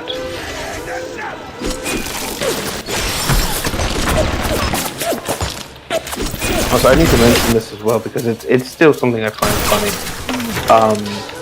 In regards to what you're doing right now in Bioshock. Again, I want to remind you, Jack does not have a bulletproof vest or armor or anything. He's literally in a turtleneck sweater. That's the hilarious thing. It's like this one man is tearing through like hell in a handbasket. What is he wearing? Oh, just this cashmere sweater he has. Because why not? But yeah. And getting back to the point. Again, this is what trolls always have to deal with, and this is the nature of the beast as well. Is that we have to pick our battles smartly. And decide who do we go after, who do we leave alone, who do we attack relentlessly, and who do we just let them hang themselves, Like, for example, Cyrax. We constantly attack him because he's a legitimate threat to everything that's good in this world. He will, if left alone, he will actively go after children. We've already proven this. So by breaking his technology and basically keeping him isolated to a phone, we have essentially kept him from getting much further out. Wings of Redemption, he is constantly reminded of his pathetic existence and kept humble, and as well as kept contained. Unfortunately, this also means that he will be actively harming. What's it called? He's actively harming his wife and everything else, but that's the price of business at the end of the day. These sad saps. They come to Rapture thinking they're gonna be captains of industry. And yeah, like I said, Frank is getting back to the game itself, yeah, Frank Fontaine just wants to plunder Rapture for everything it's worth and just, again, like I said, sell up to the other place, basically. They give me their lives. Who needs an army when I got Fontaine's home? And yeah, that's basically how Fontaine got his success. He pried on the people who were less fortunate than most of the people in Rapture and said, hey, work for me, I'll give you a chance. And that's basically what led to, again, the Rapture Civil War, the inequality of everything, people just feeling like their voices weren't being heard, and for the most part, they weren't. Again, in a city this big, it kind of makes sense. Not everyone's going to be on the same page here, you know? Yeah. It is what it is. Also, I like how fancy this place is. It's like, it It's a really nice- shows you It what... feels much different from what, you know, you're used to. The fucking, Oh, yeah. you know. Like, it's still grimy, it's still disgusting, it's still very much abandoned, but it is posh, it is like the creme de la creme. It shows that this was a big fancy place for a big fancy man, which, again, it kind of shows you what kind of a little, like, opportunist Su Chong was. It's like, oh, I will use my finances to do this and do that. It's like, yeah, you do that. You do that, you little man. I mean, I'm roasting him, but he's been, like, horrendously butchered, so, you know. Yeah. I mean, again, I guess that's why we still make fun of Hitler and shit like that. It's like, yeah, he's dead, but he was still awful, so fuck him. Well, yeah, that's why I love laughing at Super Hitler part where he gets fucking owned by the other fucking German generals and they all fight each other to the death. It's just funny to watch him in his own internal hell of suffering. Remind me to tell you about the film Iron Skies. You're gonna get a kick out of that one. Compound is taking hold. The effects of the mental suggestion are now gone, but there will certainly be side effects. Especially the sequel. And there we go. So, effectively, Lot 192 has reorganized your entire plasmid. basically now, Jack is free, basically, from, what's it called? Oh, God. From the mental conditioning that is, what Fontaine and the others did to him, basically. He's now free from that sort of control. But as you probably can tell, your plasmids are completely fucked now and just absolutely unstable. I can't even switch them anymore. Yep.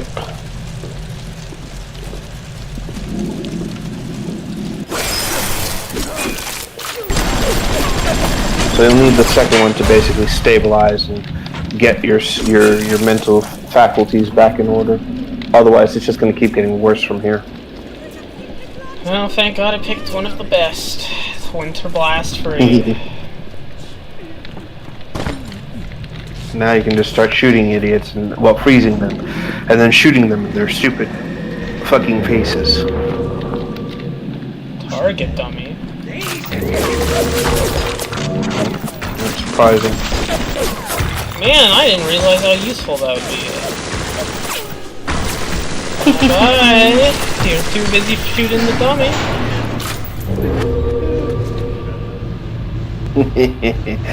Dummies. Just slowly walking, like, I can picture Jack just being like, yes.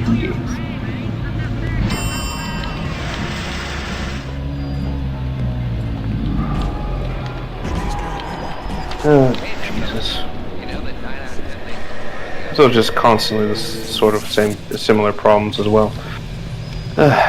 Makes you really wonder, like, just how badly this sort of shit's going. Ironically, now that I see, again, keeping an eye on with Jack and everything, it really does show that if he wasn't genetically engineered the way he was, these plasmids would be just absolutely ripping him apart from the inside out.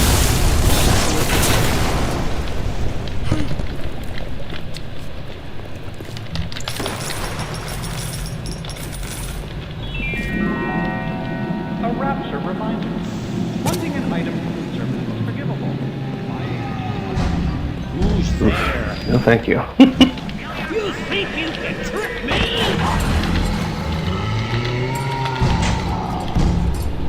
Man, it keeps bumping onto it, but, you know, all of them are saved here. True. Well, again, Big Daddies don't really have much when it comes to intelligence. They're programmed to go to these vents and look for the girls, and their survival quite literally depends on it. Like I said, one of the big things is that the little sisters can regurgitate a specific type of atom that they can ingest to keep living, basically. So, I suspect at some point these poor bastards are just going to start dropping like flies at some point. Which is kind of sad, but it's like, it's a good thing. This place is really decrepit. Oh, absolutely. Fuck. Another big baddie. You know what I find fascinating about like Apollo Heights and the Apollo Heights area in general? The fact that as we're going through all this and basically, you know, tearing ass through everything, what's it called? This place has just been like decaying, falling to pieces, like falling apart in general. And it's like it feels right, you know, like it feels like this makes sense. Like it feels natural, like not artificial, in the sense of like, oh, I can tell this isn't really a city or, you know, anything like that. If that makes any sense.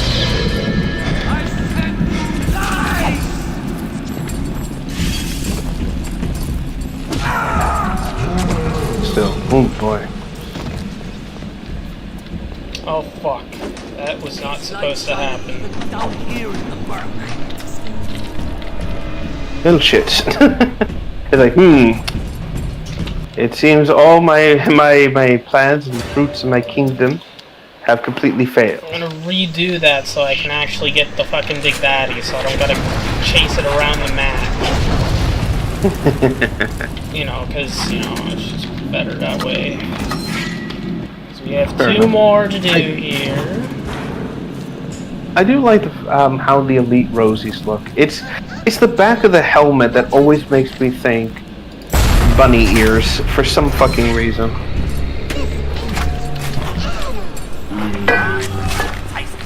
Find it very funny. Maybe my phone's acting up. Oh shit. Forgot that this was slowly dying. Fuck. Gotta charge it.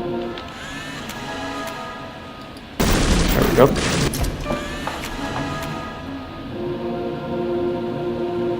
There's research progress for the little sister? Huh.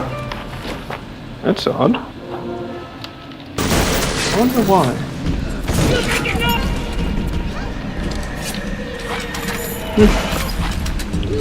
I guess this could either relate to if you kill them, then you pick up more like Adam and things like that. I guess is how or why you do this. Or it could be how much Adam you get back when they're saved. Something to consider.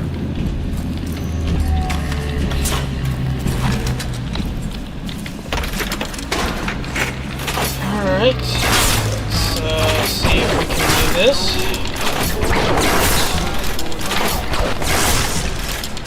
Alright. Time to kick some ass. Not have to worry about the same bullshit going over and over again.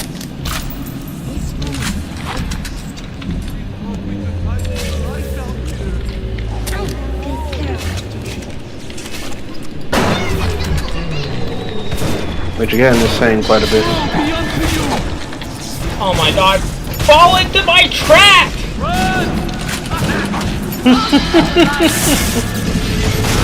Oh my fucking god.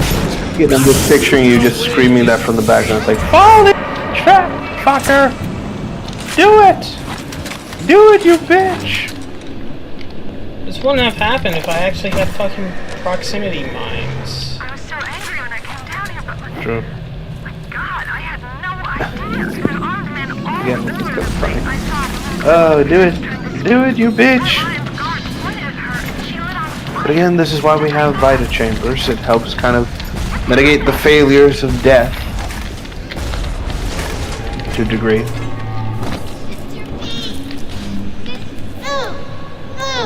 There we go. Problem solved. No, now that I think about it, could you imagine how difficult it would be to actually go through Bioshock and you didn't have the Vita Chambers? Yeah. Thank you for helping. Oof, no thank you. All I can imagine is like you would just constantly have to restart, fight big daddies over and over again, their health would come back up, and just constantly suffering the entire trip. I mean, I don't even have first aid right now. No, thank you. It's just too much of a hassle at the end of the day. Within reason, of course.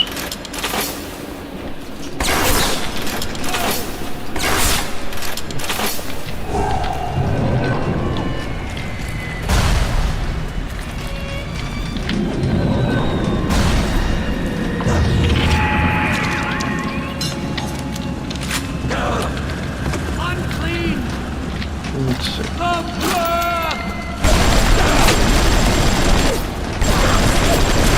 as well.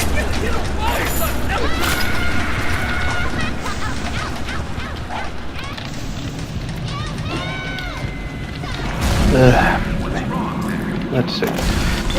So yeah, for the most part, yeah, the second part would be the lab proper. Which again, won't be much of an issue. It'll just be kind of there at the end of the day. Also, I'm taking a look at a few other things here, mostly in terms of Doom and shit like that. Still love how they do the multiverse right, which is nice. Too few games fucking do it. Well, there was nothing I could do. I had no first aid. You know, I know that's a meme that we used to bash on DSP, but that's kind of really what happened just now. Oh my god, there was nothing I could do, God. Like, that's what pisses me off. It's the voice. Like, I could deal with the incompetence. I can put up with it. Again, my job demands me that I put up with this shit. But it's the voice. It's the whiny, nasally, not quite New York accent voice that he puts on. Well, that it's just makes how me want to shut entitled and, like, he always acts like he's a victim, too. And he always purposely again, it's like, misconstrues things, too. Oh yeah, again, it's like I was gonna say, it's like he makes me want to ram my fist down his throat and yank out his vocal cords, like physically hurt him. And I don't care that it's like, oh my god, Rev, you shouldn't say that. That's like an implicit threat. It's like, I don't give a fuck about this bastard. I mean, it's like, really it doesn't matter. It's not like anyone's gonna really care about, you know, wanting a lol cow to be dead. I mean, literally, who fucking cares about them? I mean, they care for themselves, but that's literally the case. Like, you are literally the only person in this world that cares about you, Mr. Volkow.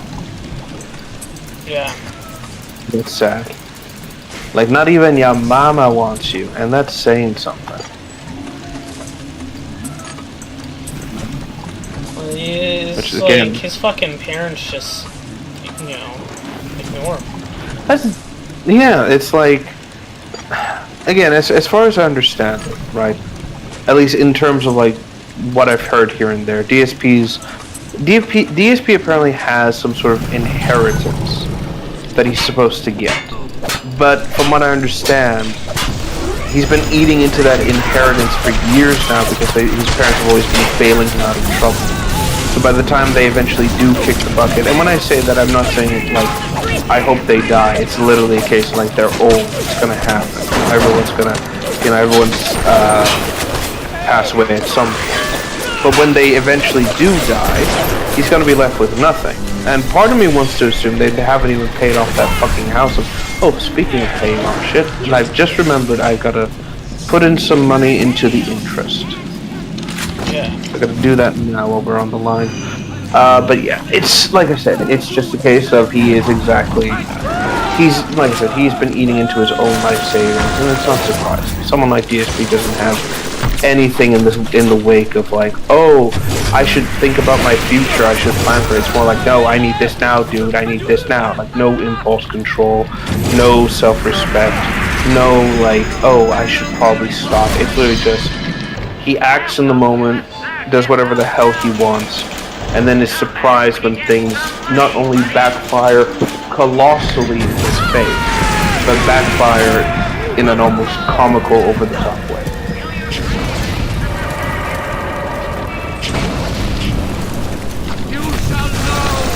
So I'll admit, the lighting for this level is so fucking weird.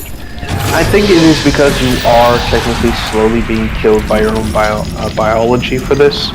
So the lighting in the level is kind of like saturated to a point where it's like almost... What's the word I'm looking for here? Like, it's saturated almost to the point where it doesn't feel real, if that makes any sense. Yeah. But again, I think that's the intention.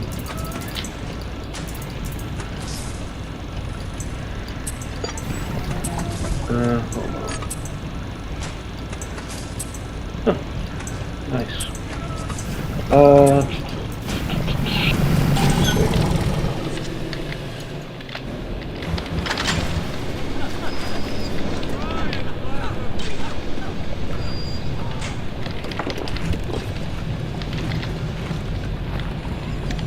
Let's see. So I'm just checking something here.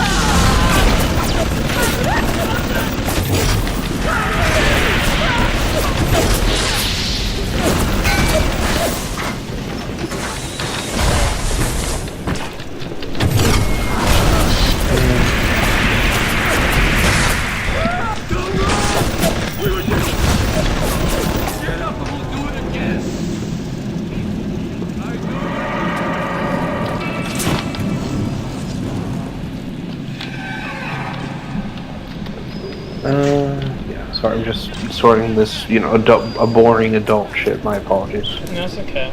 Yeah, just bear with me one quick second.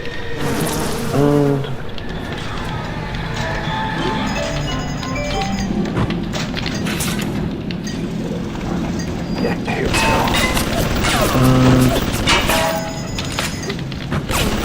Moment principle. It's gonna be books there.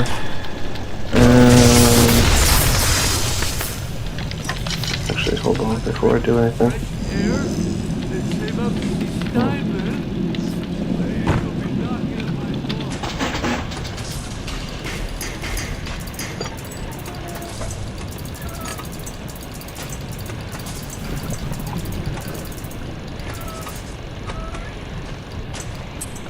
Let me see. Sorry, again, I'm just taking a look at a few things here.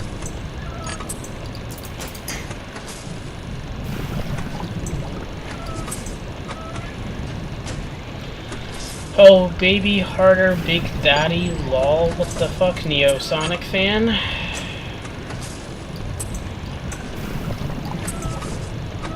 Hi. It's like, the most people come into these sorts of things like, hey, how are you guys doing? What's going on? No, he's just like, hey, let's do this. I'm like, okay. Sure, why not?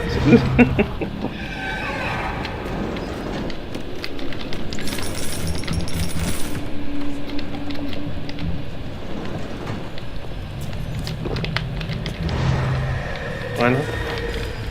Let me see here. Now you are having freedom. Suchong's drugs should have no home. Take the bathysphere to Point Prometheus. It's time for this Yeah, matter why to not? I be might as well.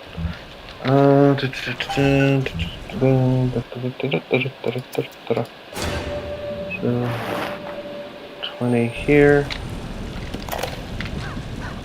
20 Clinical here. trial protector system. Plasma lot 255. Dr. Suchong. No, I was making fun of how sus the name Big Daddy is. Oh! Yeah, it is basically a sex porn. Oh, by the way, that corpse we just encountered, yeah, that's Dr. Suchong. Oh. Yes, killed by his own work on his creation. So that recording you picked up, to kind of give a bit of a explanation. This was when he was doing the research on trying to make the bonding between the little sisters and the big daddies more permanent, more long-lasting. And during the process, somehow he succeeded in it, and the girls were annoying him, so he slapped one of them. Holy shit, you can... Oh, so that's a... I thought that was a light. That's a drill inside of him. Yeah. Basically, the big daddy got pissed off because he struck the little sister, and in rage, it attacked Suchong, and then immediately jammed the drill into his back, actually lifted him off the ground, impaled him on his desk, and ripped off its own drill in the process.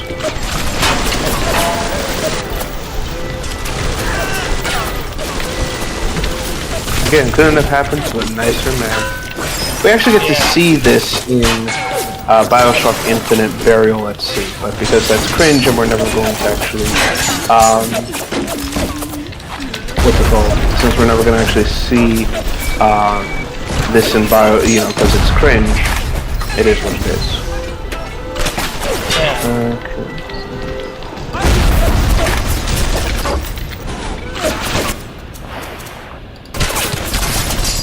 Okay. Here.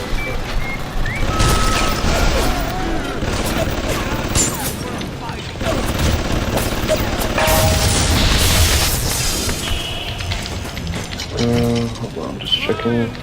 I know, I've played this game, but I didn't know that. Whoop. Well, Neo Sonic fan said that he played the game. Like, I wouldn't expect a Sonic fan to have played this game. There's a little bit of a crossover between, what's it called? Between certain games and certain audiences. Like, once you start to notice it, it's like, huh, that's a bit odd. Well, I've noticed that for Sonic and Halo. Mm-hmm. Well, again, it's something that you kind of notice over time, and it's, like I said, one of those small things where it's like, huh, neat. Yeah.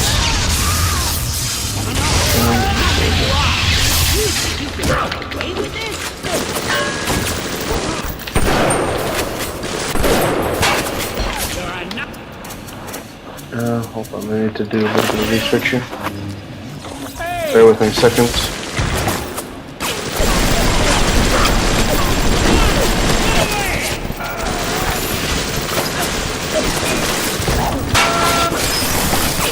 Holy shit, how many do they have to spam? Only making it worse for yourself.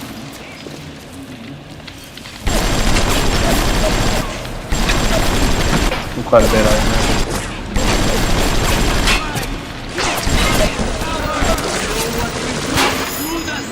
I'm doing the wrong thing.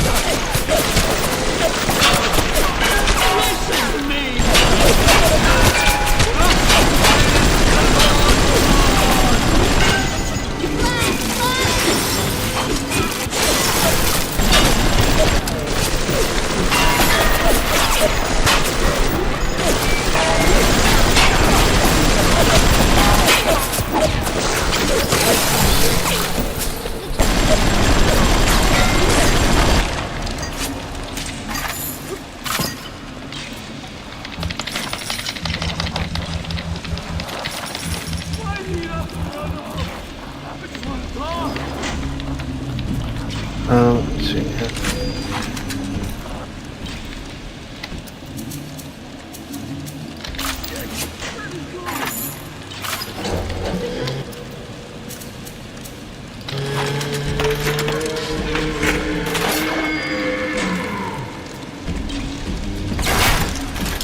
Okay. So I'm just reading from here.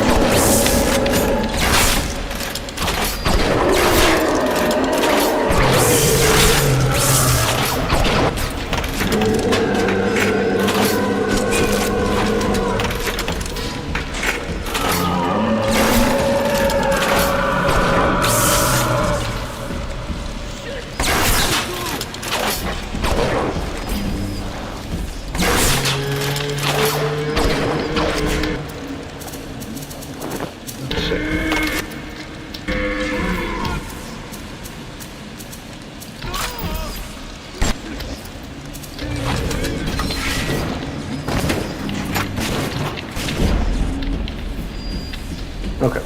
Sorry, I was just checking a few things here. My apologies. Something important came up. One of my attorneys reached back to me just a moment ago. Stupid fucking shit. Again, it's like I'm gonna say this for like anyone who basically gets a house or goes through this process. Keep an eye on your emails because people are gonna reach out to you and they're gonna be like, "Oh, did you make this payment? Did you do this?" and all this crazy shit. Like it comes with the territory of being an adult, but like, fuck me, does it make things a little bit more complicated? And you have to read shit carefully. Shit DSP should know and should have figured out when he bought his fucking shitty houses. But hey, dumbass probably didn't figure things out. Hell, I don't even think he owns his house now that I think about it. Like, honest question to you specifically. Do you know what goes into owning a home? No. So there's a few things. You have the principal, interest, and your mortgage, and how much you pay for it in the lifetime, right? If you do the bare minimum payments for your mortgage, and you don't pay into the principal or anything like that, even if it's like a slight increase on how much you're paying, you're going to be stuck with something for like 50 fucking years. DSP, as we've basically confirmed, does the bare minimum on everything, which means that he probably can't refinance his home, he probably can't get rid of his home. He's probably stuck with that house for the next 50 fucking years. That's why he's so desperate to have it all work out, basically. Whenever anyone wants others to Again, can't happen to a nicer dumbass. Yeah. And I mean it too. It's always surprising. Your plasmids are still going crazy, aren't they? No, I fixed them, didn't I? Oh, okay. I think you... So you got the second 1119 formula.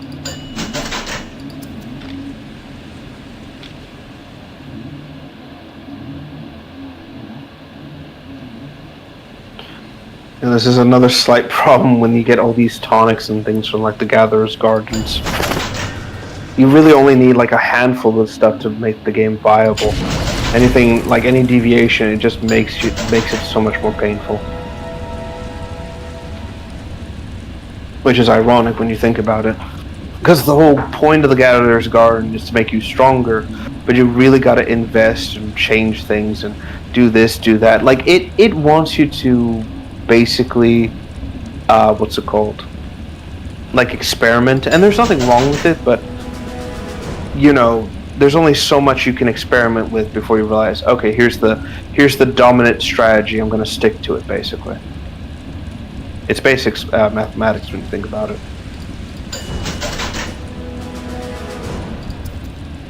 You know, it's like if you know something's gonna work, why would you bother changing it for something that may potentially work, you know?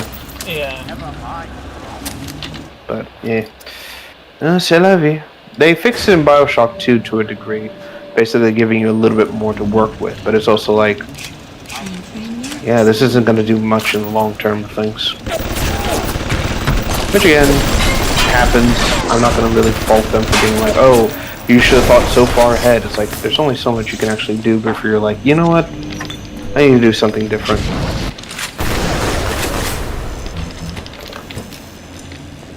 Let me see. Attention, any public congregation of more than one person is considered an actual Let's see.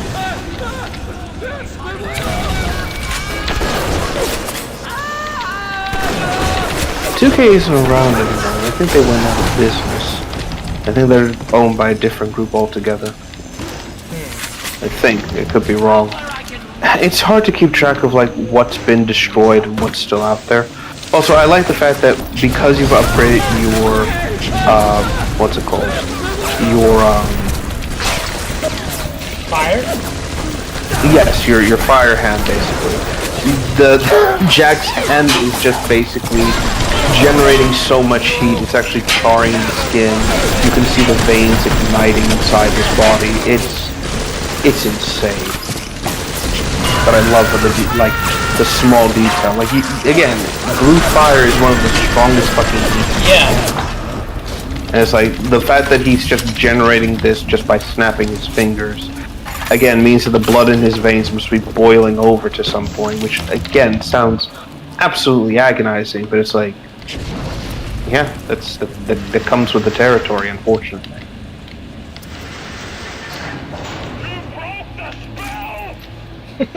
Again, he sees this random needle on the street. He's like, I should inject myself with this. You know what I'm saying? Off at the point, Prometheus. Again, Discuss this like motherfucker. Like, imagine if he wound up in Detroit and how badly that would have gone. Yeah. And more at him than you can possibly imagine.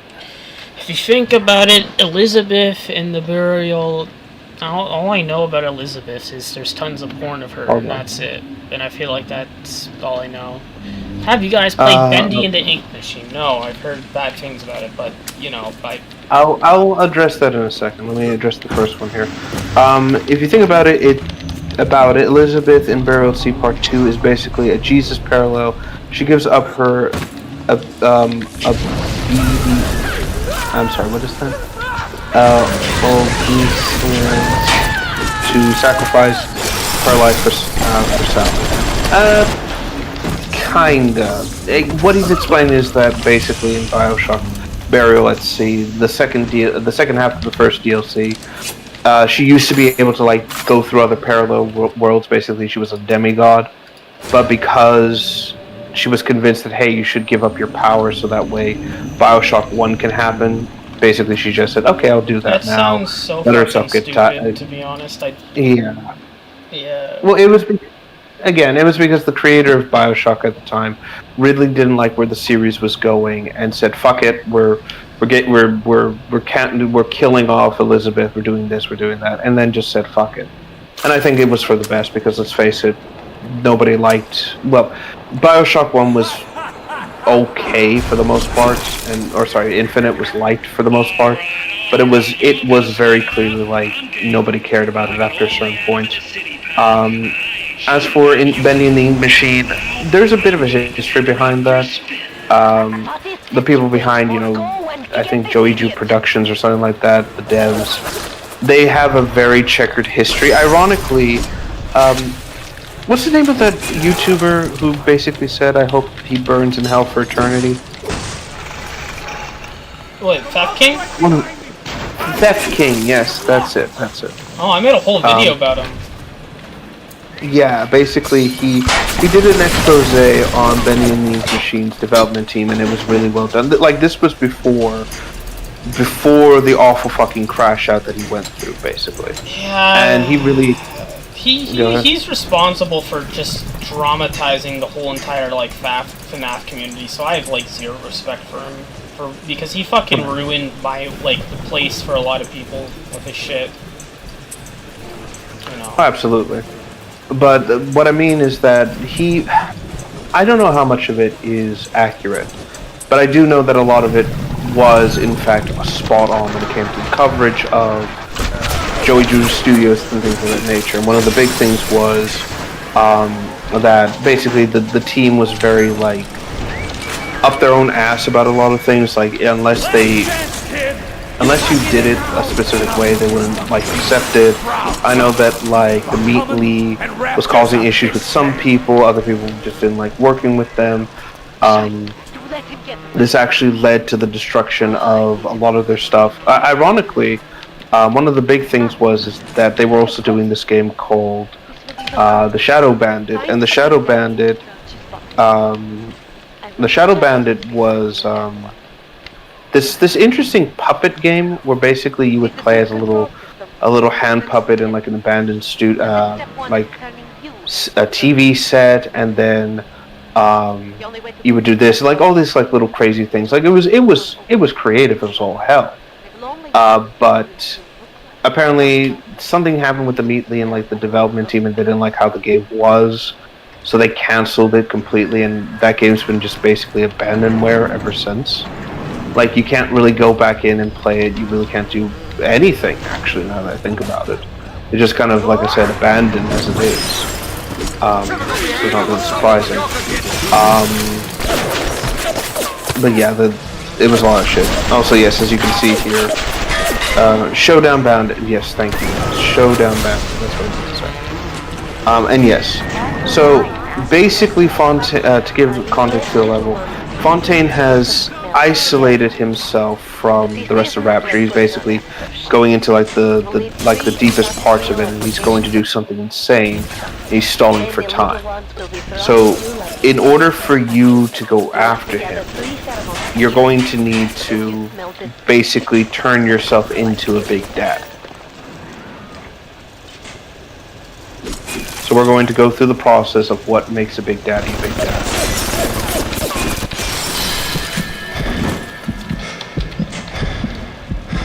Oh, fuck.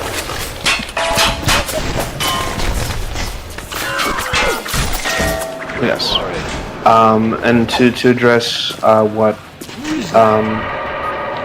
Neosonic Fan is mentioning, yes, so Bendy and the Ink Machine had a sequel with, I think, Bendy and the Dark Machine, something like that. Again, I don't follow this game very often, and it's just mostly because I find it interesting, but I feel like the developers are just dumbasses at the end of the day, just constantly like, oh, we want to do this, we want to do that. Literally, I think at one point they actually wanted to sue Fortnite because they had an Inkblot character and they were claiming, oh, that's our character, basically. I'm gonna go over to Mother Goose's house and I'm gonna take it Yeah, apart. that dumb. But basically, I know the game is fine, but like I said, I don't follow them neatly. I don't really do much in the way of these games simply because I just don't follow it as religiously. I used to like it when I was a lot younger, but then after a while, I'm like, yeah, no, there's something fucky about this game, and I can't quite put my finger on it. But in the end, it is what it is, basically. But yeah, I'm just more interested in seeing how this would have gone. Also, interesting thought while we're at it. Let me see. Sorry, I was just checking something else. Yeah, there it is. Basically, for the most part, like I said, it's not. It's just a particular game and everything like that. But yes, we are. To get back to what I was saying, basically, what we're just going to be doing is. Tenenbaum basically put it best. We're going to be picking up pheromones to smell like one of them, but we'll also need to look the part. So we'll need to find pieces of a Big Daddy suit, and we'll also need what's it called? We need to basically destroy our vocal cords to be able to communicate like them.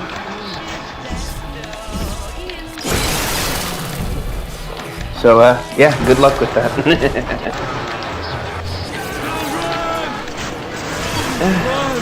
Nobody ever said this path would be easy. This sounds horrible. Oh, absolutely. Like I said, a lot of the procedure to make Big Daddies and things was taken from innocent people who had nothing, to do with a lot of this shit. It was awful. But it was one of those, oh, it's a necessary evil sort of problems.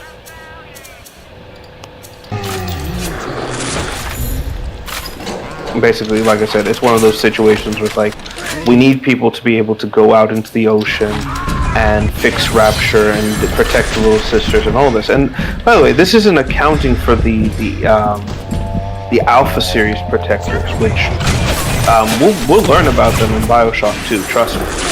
But their fate was a lot worse than the standard Big Daddies.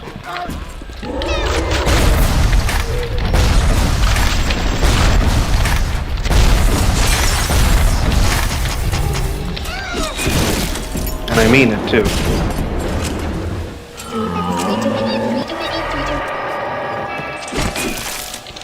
Excuse me.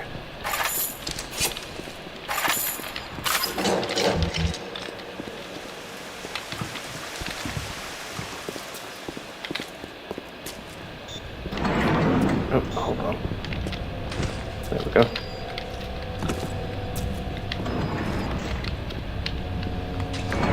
Yep, like I said, stark contrast.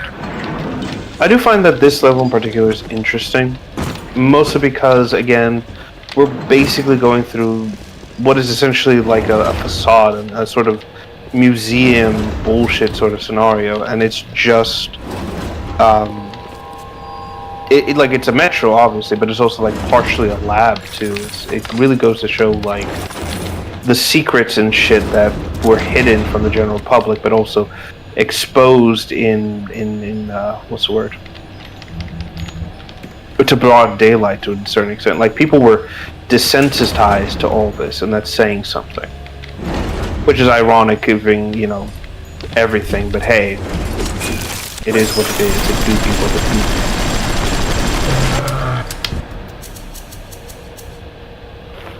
Yeah. Like I said, just all sorts of awful.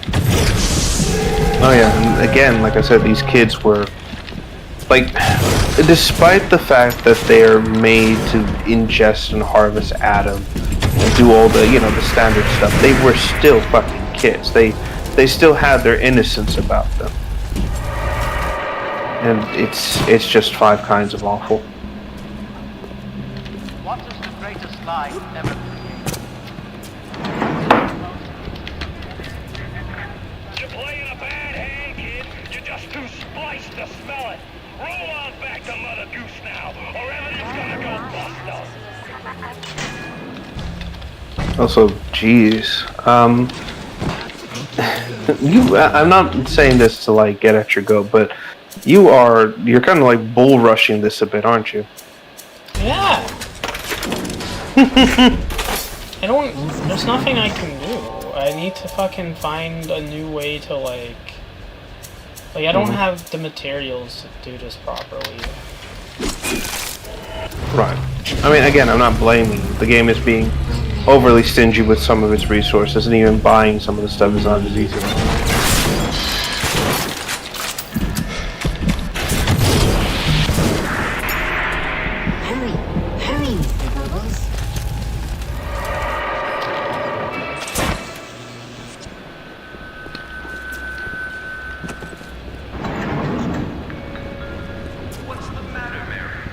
Like I said, for the most part, you're just kind of, again, I've said before, but you're going about this in a very direct way. And again, I'm not going to say, like, oh, you're doing it wrong or anything. It's like, again, if this has the ability to, if you're able to bring down the wall by just smashing your head against it, why the hell not?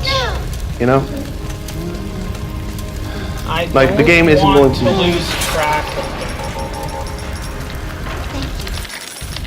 True, but the game also isn't going to be like, oh, you need to save your resources, you need to do this, you need to do that. It's like, like you're not going to get penalized for constant strings of failure. It's like at some point, it's like, yeah, no, fuck it, keep going.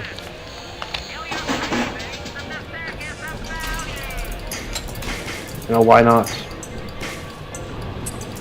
I mean, again, as so long as you can achieve your goal, what does it matter, how you went about it, At some point, you just say, fuck it, here we are. Fuck! Welcome to the Circus of Value. Come back when you get some money, buddy.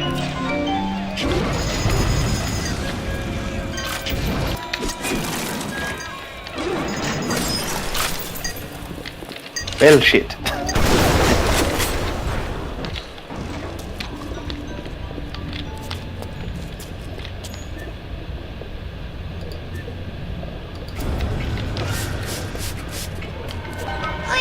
I can only be glad I am nowhere near you and that awful stink. Why the little ones are drawn to the smell of those pheromones beyond anything I can understand. Excuse me, did not mean to yawn directly into the mic. Who's that? Temperature.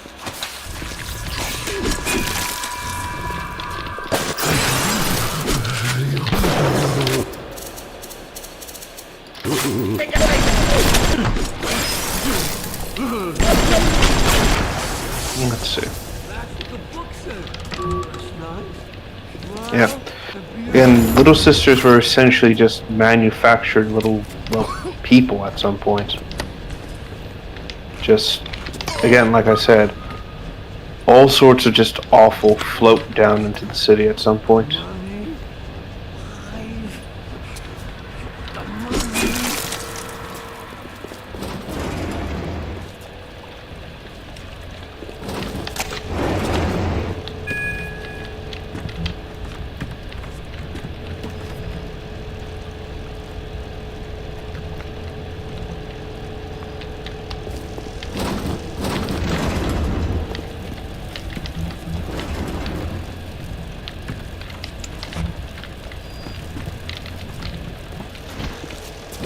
I do find this, again, the facility a little bit interesting at the very least. Like,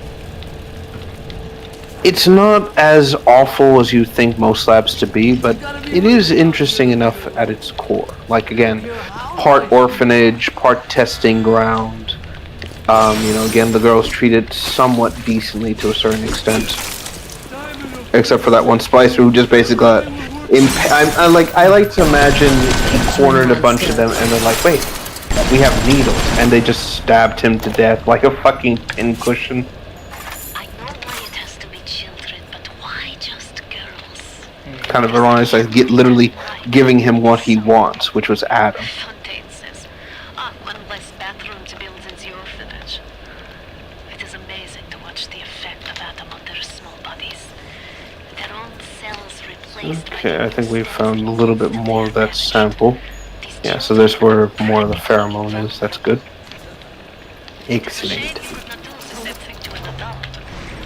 There would be quite a market for a man you could not kill.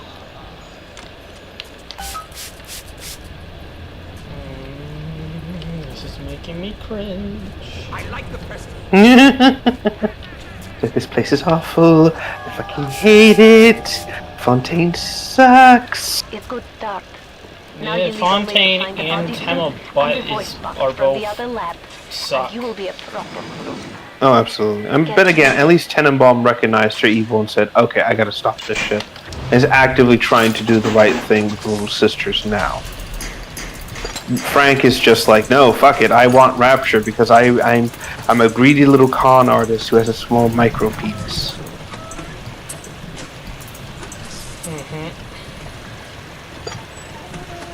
Hold on.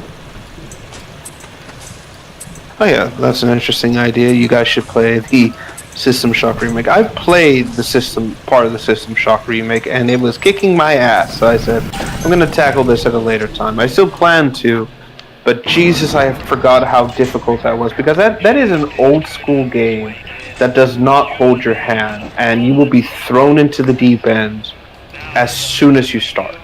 So you really got to plan your approaches carefully, otherwise you're just screwed from the word go, or you can easily get yourself in a dead game if you're not careful.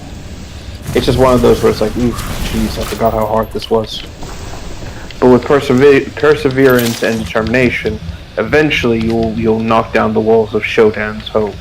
Eventually. Speaking of System Shock, I still hear that they're trying to make the third game, with mixed results. Optimize eugenics. Here is where you'll be finding Basically, as the name implies, this place was supposed to like focus on production of specific genetics, traits, things of that nature to encourage specific things to appear. Of course, this didn't really go anywhere since it was plasmids all over the place, essentially. So this is why that wing is just essentially abandoned for the most part.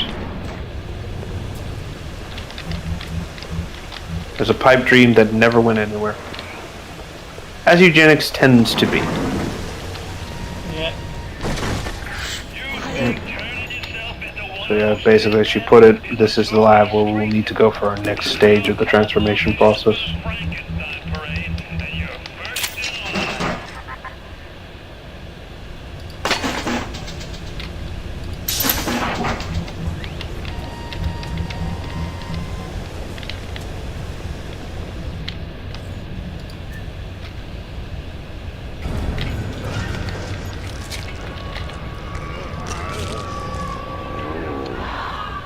Look at you. We will make Big Daddy out of you yet, I think.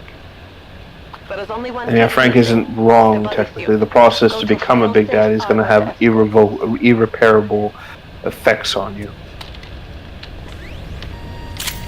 As you probably figured, the vocals are completely frayed at this point, so being able to communicate is going to be an extremely difficult thing. Never talked before. It's like, oh my lord.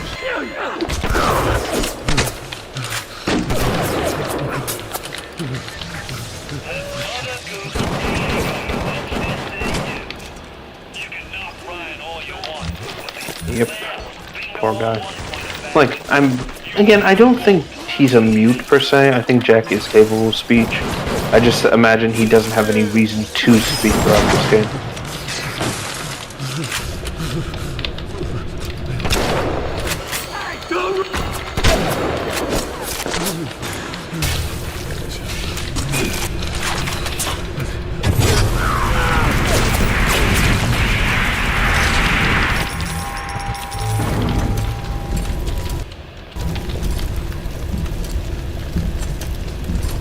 Again, I also love the fact that Fontaine is still just actively trying to get under your skin to discourage you. It's like the desire to kill him has overtaken every other,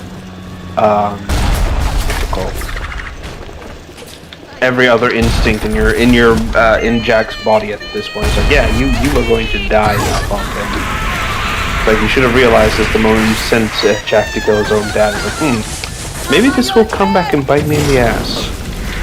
Maybe not. Yeah.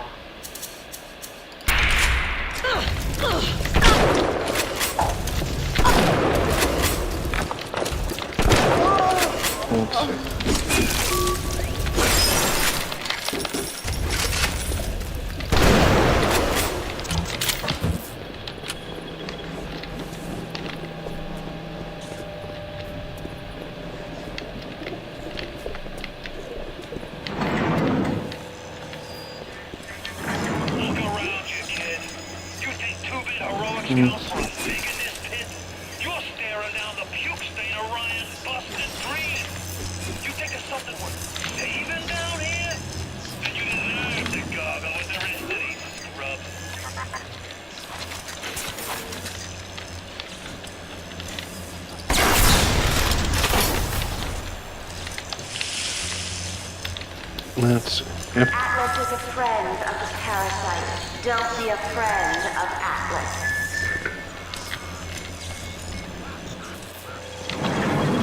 Again, he's still trying oh so hard to make this a point. It's like, Frank, at this point you gotta give up. Like, just constantly trying to open, like, every time you open your big fucking mouth to try and be like, oh, you're not going anywhere, kid, oh, you should stop. It's like, you're just encouraging him to get further after you. Just, you know, as much as Ryan talked, at least he had conviction and made you pause and go like, maybe I should reconsider my actions. You just sound like a bitch. That's all you sound like. Like, that's always what I find funny. The villain who's like, oh, I'm so high in mind, like, literally constantly talking down to you, and all I've ever heard is like, you're stalling for time, and you're trying to figure out a way to get under the character's skin before they get at you. There's no saving you at this point, Fontaine. And I mean it. I'll admit Fontaine showed some foresight when he built up the plasmid business. But the man really never understood, say, hiding those little girls beneath a bushel. I've just seen the preliminary. I think the suit you'll be using is going to be a Rosie, I think. I don't think they actually give you the ability to be a bouncer. Those little sisters. Well, again, it makes sense. You wouldn't be able to see with a bouncer helmet because of all the, you know, eye ports and everything. It's like it's almost impossible to focus on one spot. So it makes some amount of sense, you know? To a degree.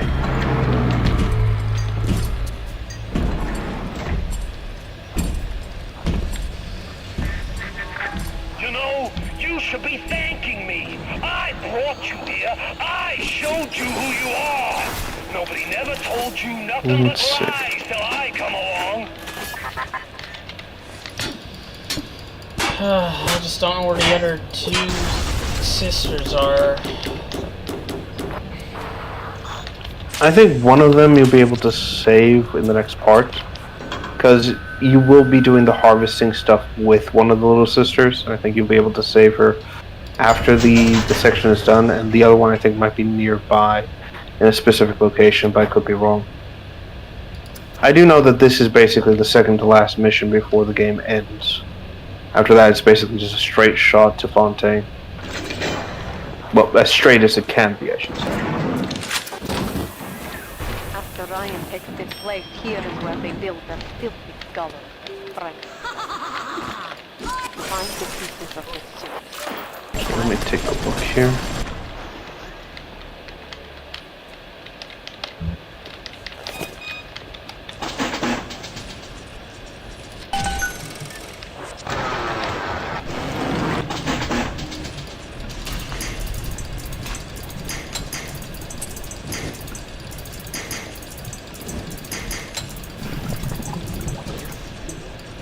Let's see. Yeah.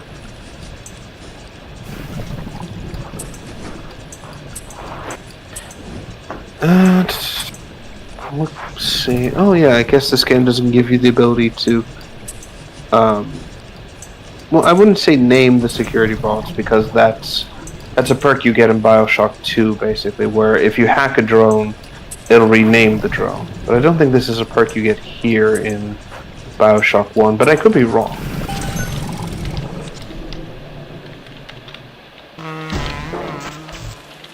We'll have to see, like, once you get that drone up and running. Let me see here.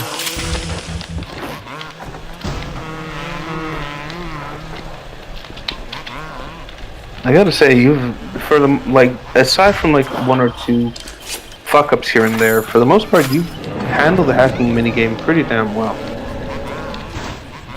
Really?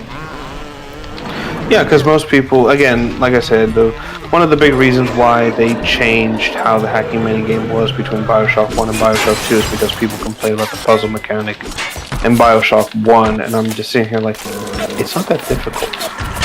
The fact that you're, like, basically handling it as as you are, kind of, you know, reinforces that whole, like, oh yeah, this is not a difficult thing to begin with. It's literally just a skill issue.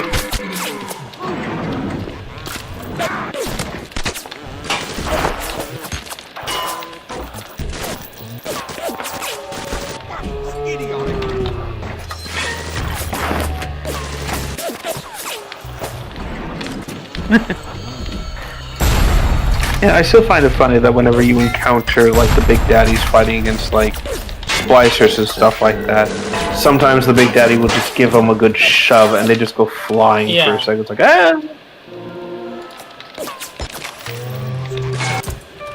It's just so damn hilarious.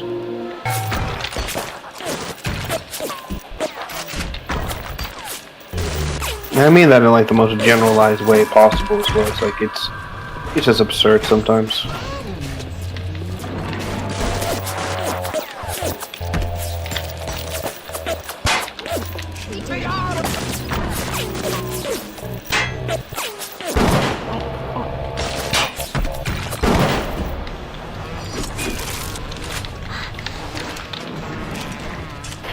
Ah! Sorry about that, something just bit me. It's over here. Oh, good.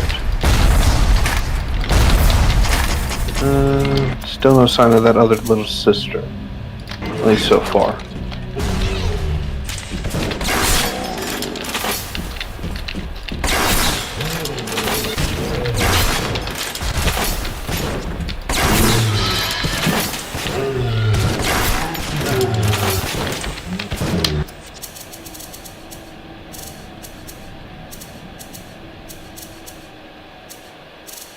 Let's see.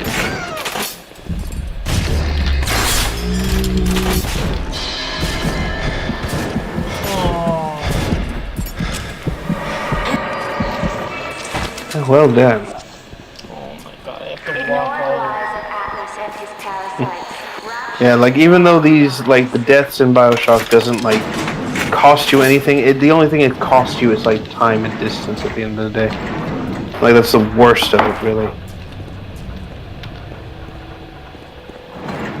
It's like, oh, I'm all the way back here. It's like, fuck. I gotta run all the way back to these motherfucker. Fuck. Fucking bullshit.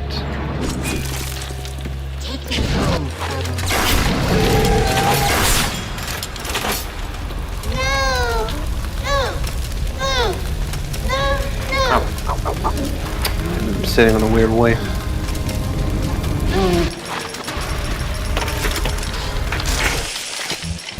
You saved me. Let me see. I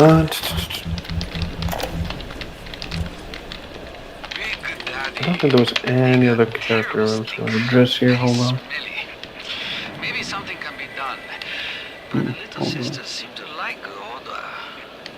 Now we have to find the recruits. You become Big Daddy, it's a one-way street.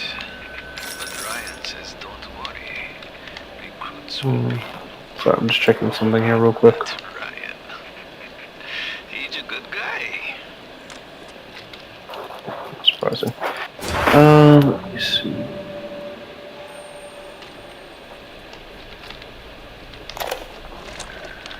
Could I have made mistakes? One does not build cities if one is guided by doubt. Can one go on in absolute certainty? I know that my beliefs have elevated me just as I know that the things I have rejected would have destroyed me. But the city, it's collapsing. Basically, just confirming what we've already said. These recruits were just basically prisoners. Anyone who pissed off Ryan too badly, they would just get sent to this place and then just transformed. You know, to solve this sort of horrible sort of problems, really. And ironically, even Ryan's, at some point, even realized, am I making something horrible? Like, Where you find bodies. let me see. Like, that's the bitter irony of it all. It's like, there is that, like, he literally had that one moment of lucidity, that one, like, realization during this entire thing where he actually had a chance to think back, am I doing the right thing? Am I making a mistake? Have I let myself become so blinded by the ideal of Rapture that I've stopped and, you know, actually seeing the problem for what it is, basically? And the truth is, yeah, he really did. He basically just stopped, what's it called? Ow, excuse me. He really just let everything in Rapture go to hell in a handbasket. He didn't stop to say, oh, you know, maybe this, maybe that. He just said, fuck it, I'm just gonna do it anyways.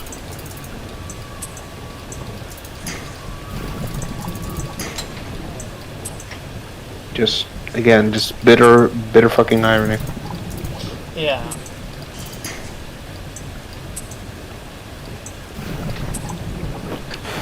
But again, what are you gonna do?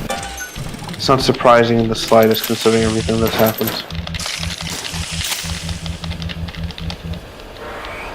Especially, like I said, when you consider everything that just went wrong with this fucking city. The fact that, you know, again, like, he had every chance to do everything right. He had every opportunity to fix the mistakes, to bring Rapture out of its destruction and into, like, the right path. And yet every time he chose the wrong option. He said, no, I'm going to keep doing this, I'm going to keep doing that, I'm going to go through here, I'm going to do this, I'm going to do that. And then at no point did he ever consider, like, anything. Again, he created Atlas. He allowed Fontaine to exist. He had an opportunity to basically get ahead of the plasma market and essentially, like, stop it, and he turned it down because he wanted to create what's it called? He wanted to create a monopoly on fucking what's the word? He wanted to create a monopoly on the fish industries and things like that. And at no point did he stop and consider, should I do this? Should I try this? Should I put my principles and belief? He didn't. He just said, fuck it. I get to run the city however the hell I want, and nobody else gets to tell me what to do. It was like the... What's it called? Sorry, I'm just looking at the chat real quick. Hold on. Create more piss stench, yeah. Okay, that's cool. Sonic Adventure on the Dreamcast. Oh, that's something I've never tried. Well, mostly because it was a little bit before my time. Put Fontaine in Springlock. That would be fitting. That would be really fitting, but kind of ironic. But yeah, like I said, it's just basically a man wanting to play king and, you know, damn the consequences at the end of the day. I think that's the saddest bit about it all, is that if Ryan was, you know, a little bit more self-conscious, if he surrounded himself with people who would challenge him instead of basically turning everyone away and letting his city turn to hell, maybe things would have been different. Maybe Atlas wouldn't have been created. Maybe Fontaine could have been stopped, you know? Like, I know this is a lot of maybes and assumptions, but hey, a man can dream. Anyway, moving on to something else here. I did want to ask you a question. Since me and Sonic Fan here mentioned it before, when you played the Sonic games for the channel, did you do any of the any games like for the Dreamcast or anything like that? I was going to do that, but I kind of... Well, I forgot I had to finish doing that whole thing. Well, then maybe we could do that as a bonus little side thing at some point. Because I think Sonic Adventure was the game we had to do next. Right, and well, getting that to run isn't really a difficult thing. Sega just keeps re-releasing these, you know, the ports and everything like that, and there's like a version of it that runs pretty damn well. But I know people like get angry with that version because like, oh, you know, the Sonic model looks so fucking weird and this, and I'm like, what the fuck does it even fucking matter, you know? It's literally just a slightly higher polygon count. It's like this, and this. And I think it's because it's such a clash between, what's it called? Between what's around and what, like, Sonic is. Again, it's like putting a high poly model in a PlayStation 2 era game and then saying, oh yeah, this is fine, you know? I think that's where it comes from. Yeah. Or at least that's what I think a lot of people have like umbrage with. Personally speaking, I don't personally see it. Like I said, it's just one of those things where it's like, oh, you know, this is what it is, you know, so on and so forth. It just, like I said, it's just happenstance of sort of problems, and I just don't personally see it myself. I know that some people get pissy about it, and, you know, it is what it is.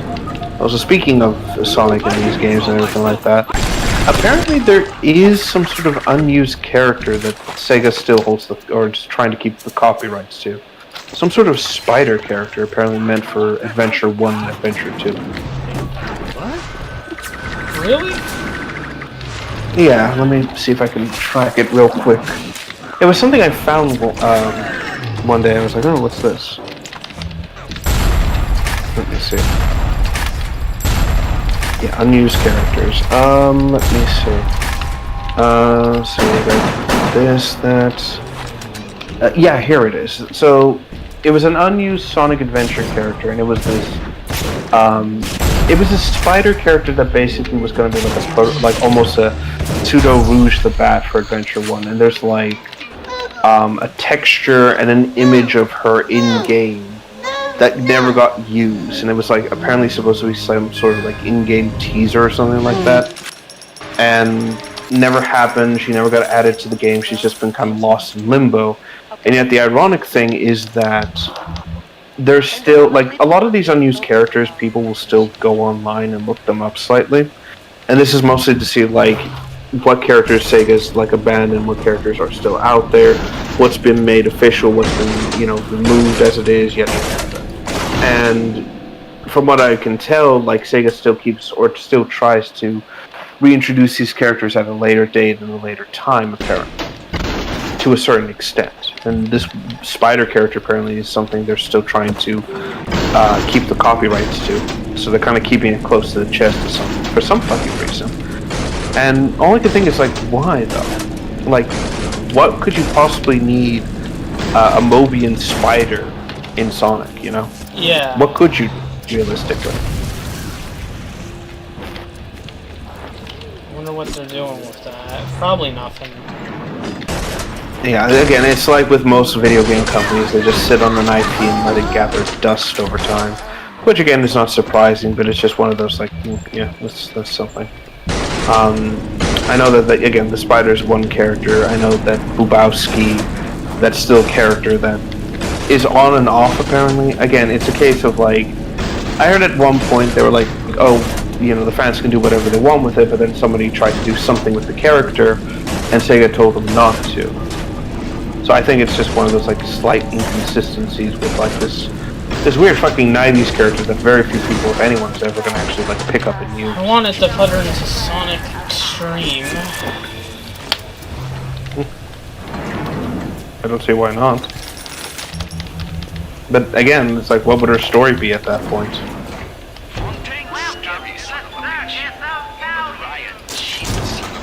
It's just odd, really, at the end of the day. Let me see.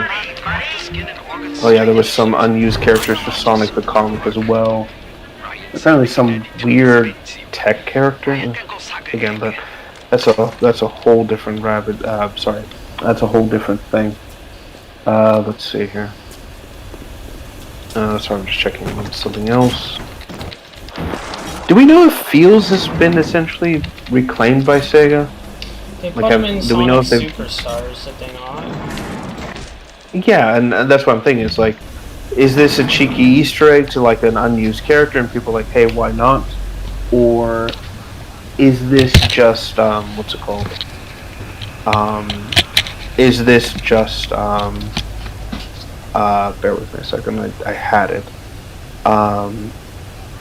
Is this just a you know, like a nod to the character, and it's like, oh yeah, we're just bringing it back as a skin, or is this like, oh no, we want to do something with the character, and thus we officially own the character again?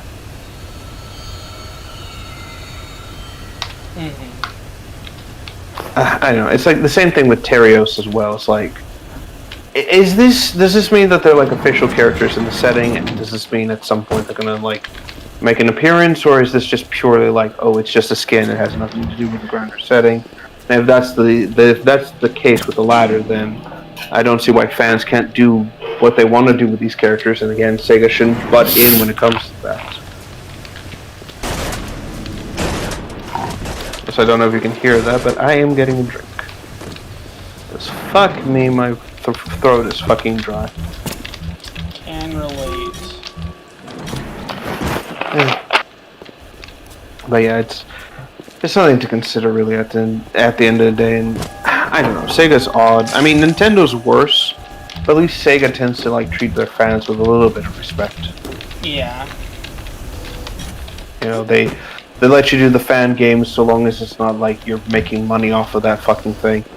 And even then, you can just go like, hey, if you want to support my other projects, donate to the Patreon. And you can kind of get away with that, you know, within reason, obviously. Unless you want to be like a fucking Sonic Omen situation. Which, by the way, let me look into that real quick. I want to know what's going on with that fucking weirdo. Let's see. Bear with me one quick second.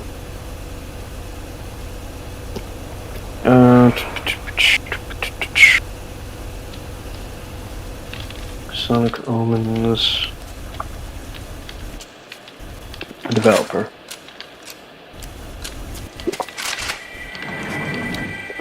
Alright. Clear the project. That was one Mikhail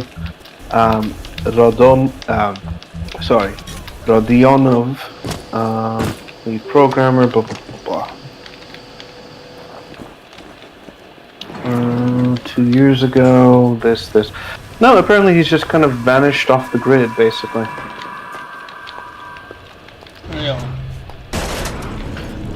as far as I can see, the last big activity was back in 2022, 2023, and then it just kind of poofed, completely vanished.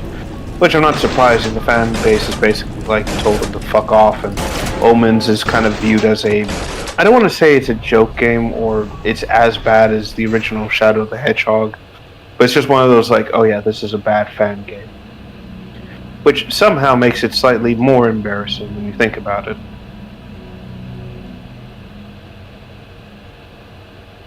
Makes me wonder if this should also have the Hunt Down the Freeman treatment. You know, some dedicated fan just remaking the whole game and actually making it better. That would be some shit right there.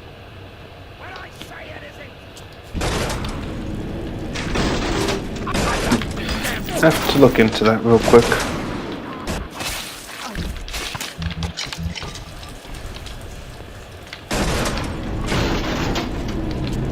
Let's see here. What else can I find from this game? No, apparently it's still, you can still get it out there, basically. It's still, like, available to get, so even though the developer is basically, like, non-existent at this point, the game itself just still lingers on.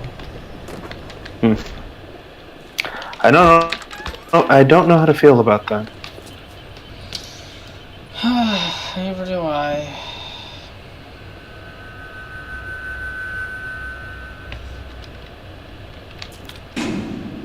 Again, something to, like I said, something to consider at some point, I suppose.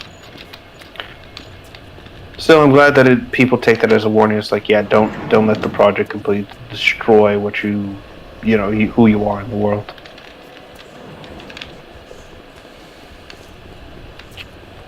Let me see. Ooh, excuse me.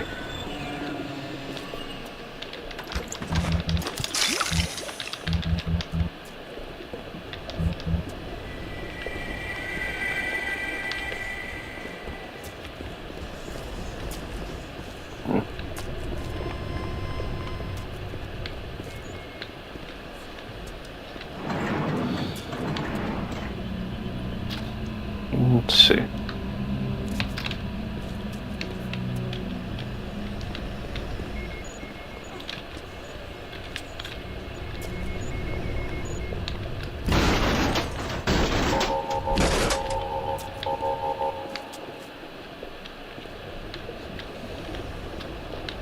Okay. I think you can. Sorry, how many little sisters have you rescued thus far on this level? All Just the of two? them. I just can't find the damn armor. I think it was moved somewhere else. Again, this is another one of those like, oh man, I forgot how many like fucking, oh, what's it called?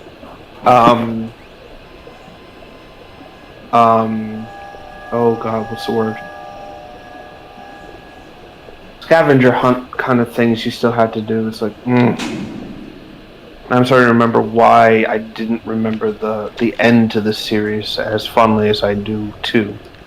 It's because it's just literally, oh, I got the ending just kind of dragged. I don't like the premise of this whole fucking thing right now. I just want to get to the next area and get this pain over with. This does not sound yeah. This has happened twice now, where the entire like mood of the game has fizzled out, and it's only because, again, we're reaching that point where what's the word? We've reached the point where it's like literally the game's ground itself to a halt, and it's only because you're trying to find a very specific item, and it's not clear where they've stored it, basically. What things we have done, what things. Which again is just one of those problems where it's like, yeah, this is, I don't want to say they didn't playtest this, but it's just literally a case of like too many fetch quest missions, too little like action to actually do things. It feels very ham-fisted, for lack of a better term. I mean, the only cool bit about this is that, yeah, you actually have the helmet on, and you know, you're basically playing Big Daddy now. Excuse me. But unfortunately, they clearly couldn't. The devs clearly didn't have time to model an actual hand to cover Jack's hand because you still have an exposed hand, despite the fact that you're like thumping around and basically wearing the Big Daddy helmet. Oh man, these bullet sponge enemies are pissing me off. Oh yeah, absolutely. It's the spider splicers that just suck. And again, this is why in Bioshock 2 they just basically cut this enemy down. Like, they cut down the amount of health they actually have, and they also basically made these like spawn less frequently than these guys do.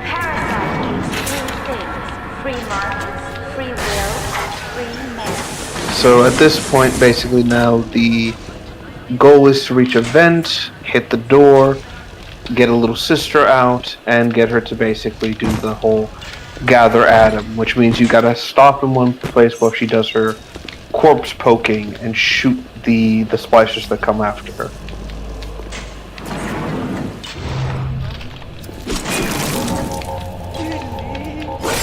Speaking of which as well, your little sister can actually die in this section. She will get a health bar and you will be able to see it.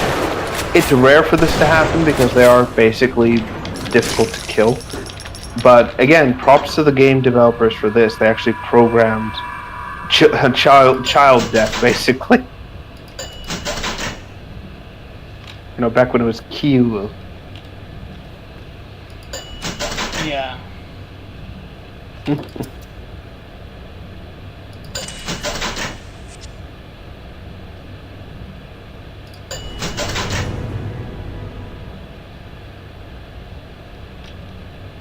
Oh boy.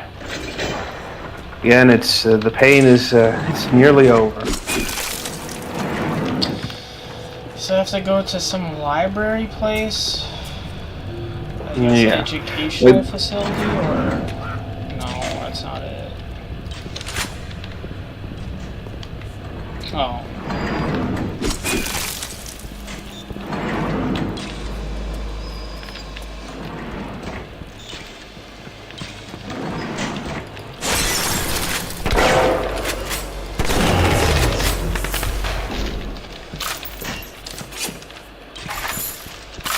Let's see here.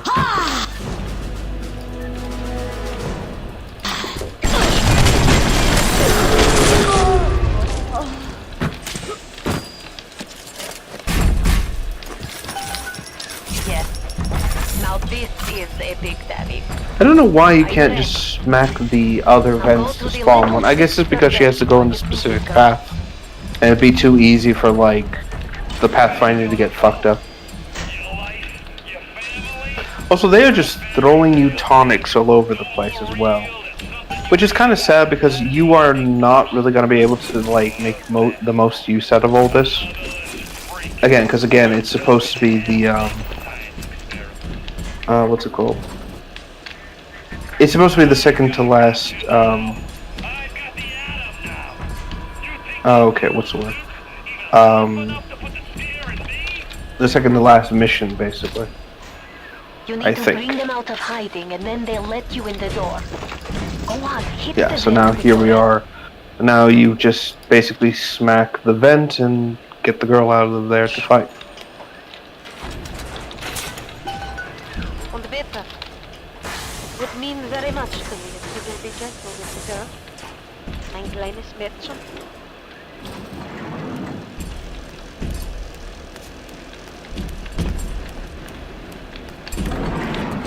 I do like the fact that you literally have to whack the vent to get one of the kids out, where before they would just, like, to mimic the whole banging your fist on it, basically. Yeah.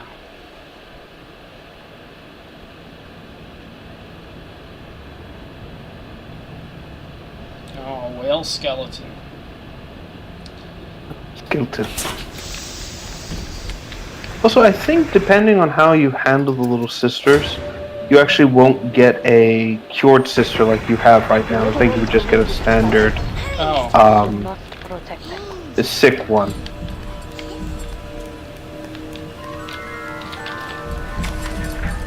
It is kind of sad, but again, it's a nice way for the game to kind of track your progress to a degree. Also, I think I was wrong. I think this is supposed to be the final level. Or the final level that you can physically play, I should say, before the big showdown. Don't be a slowpoke, Mr. B. Angels don't wait for slowpokes. I don't think in this area you have to get, what's it called? Save Little Sisters. I think it's Oh, is that a basking shark? Oh yeah, look at that. I like how I'm more concerned about the basking shark.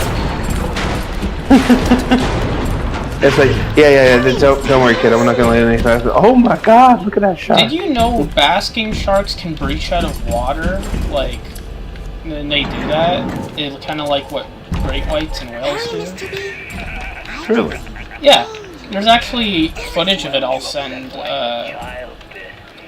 You know. That's so. At the end of That's the so stream. strange. Yeah, and and pirates and like sailors told tales of this for longs of times, and people didn't believe it until we recently got footage of it actually happening. But they can just swim really fast out of the water, and it's so crazy to see these like 40-foot like. It's kind of looks like mini megalodons in a way, like just watching them swim in the water so fast. It's kind of how they would hunt whales back in their time. Again, it's such a strange thing because basking sharks can only eat such small prey. They can't really devour anything. Like literally, I think the throat is smaller than a baby's head. You really couldn't. Like if one swallows you wouldn't like get eaten alive. At worst, it would just kind of like close its mouth around you, and the pressure might hurt you. But even then, that's not safe. Yeah. I also don't understand why people have such a fear of these things. Like, they literally don't have teeth. They cannot hurt you. Yeah. I mean, the worst they could do is like accidentally hurt you with their mask, but like. Hurry, Mr. Bubbles. Yeah, and even then, it's like if that happens, you're the dumbass that ran right in front of the giant fucking mobile. What's the word? Mobile fucking tuna fish, basically. Oh, speaking of which, we literally have a megalodon jaws over here. Rapture discovered the last living one and said, "Fuck him for taking this." I mean, it wouldn't surprise me if that was actually the case. Even though they are physically free of them together, the chunks of communication is still holding. Also, these giant anglerfish, like Jesus. Like, what the hell have they been finding down here? Yeah, exactly. Again, missed opportunity to have like some disturbing sea creatures out there, but hey, the biopunk horror works well. Yeah, so here we go. Like I said, she's gonna start stabbing the corpse. Now you gotta have to defend her from the spiders that come in and try to kill her. I'm a flame big daddy. Like I'm picturing like Jack in the suit, and I'm just wondering, it's like, what do they like see? It's like, oh my God, there's this fucking like semi-mini Big Daddy just standing around there, and he's throwing fire from his hands and like shooting people. It's like, fuck.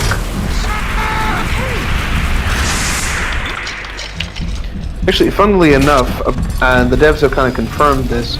They really liked the idea of you playing as the Big Daddy, and they really wanted to do more of this kind of thing, but again, since this is basically the second to last major stretch of the game, they couldn't, because there wasn't anything else you could really do. So Bioshock 2 just says, fuck it, you play as a Big Daddy for the entire game. Again, you play as one of the Alpha Series protectors, which is basically a in-between from the Rosie and the Bouncer, basically. Like before both those types were created, basically. Oh, that explains the smaller size. Pretty much. Basically, the Alpha series were created to be like, how do I put it? So again, this was at the start of the integration process to get the Little Sisters to work with Big Daddies and things like that, and they basically were struggling to figure out a way to keep the bonds like connected, because once the threat was over, Big Daddies would just like disregard the little sisters as like nothing more than houseplants, basically. And that couldn't do, because, you know, if the girl got too far from the protector, what's the point of even having the Big Daddy defend her in the first place, basically? So, for the most part, the Alpha series was supposed to be bonded to one little sister only. And the idea was basically, if they could do that, then, you know, bonding pairs would replace the whole need for, like, the orphanages and all this crazy shit that Fontaine was doing, but it never panned out, because the bonded pair worked way too well.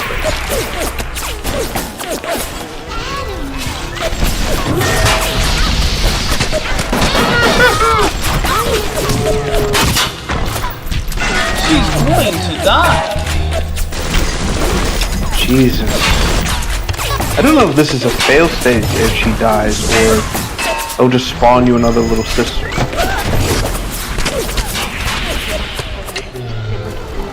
I mean, again, props to the game if she actually does die.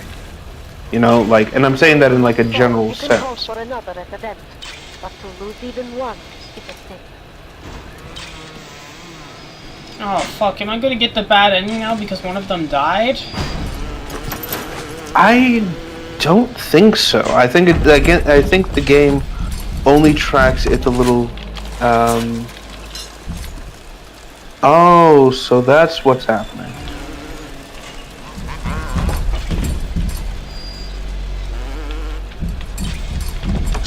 What? No, sorry, I was reading what Tenenbaum was saying. Okay, so that's why they can still die. So, okay.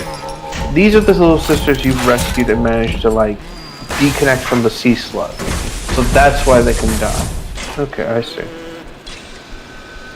Oh my, so I just lost one of the ones I fucking saved. I'm worried I'm gonna go and, like...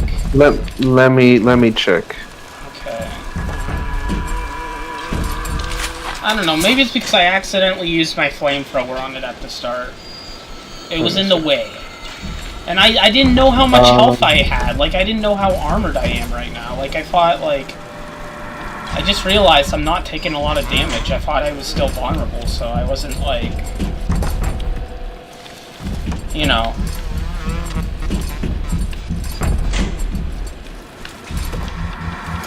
Let me see.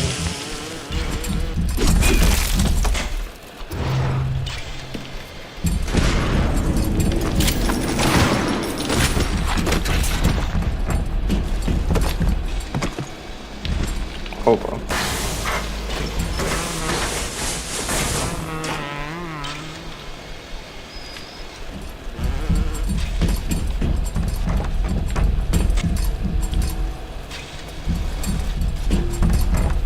Okay, it looks like let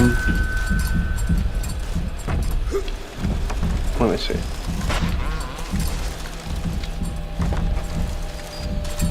Okay, so it looks like losing, like, there's some slightly conflicting information.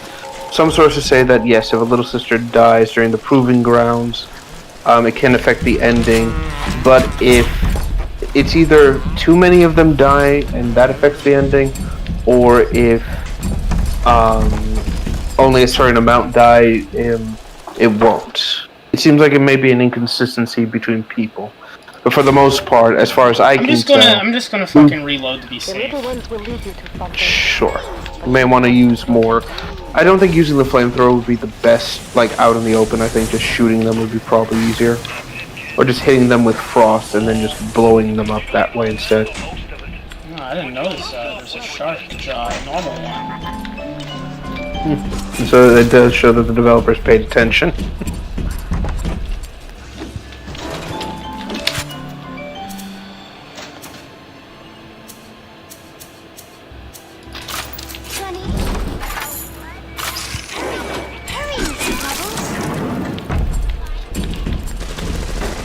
I don't know, I just find it funny how there's just a random basking shark next to these whales. But it just kind of makes a little no sense, but I'm not complaining to see a basking shark. Because that's cool. Yeah, I agree. Well, again, it's like we're still in like the 50s, 60s kind of era, so it makes sense that you would see like them picking these things up and going like, oh yeah, deep sea creature, let's just keep it on display.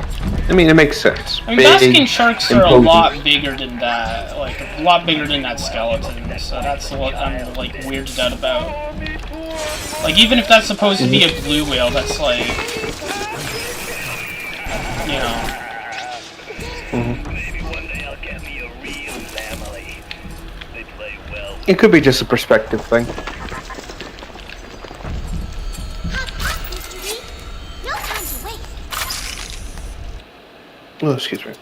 Yeah, I think it might just be a perspective sort of situation.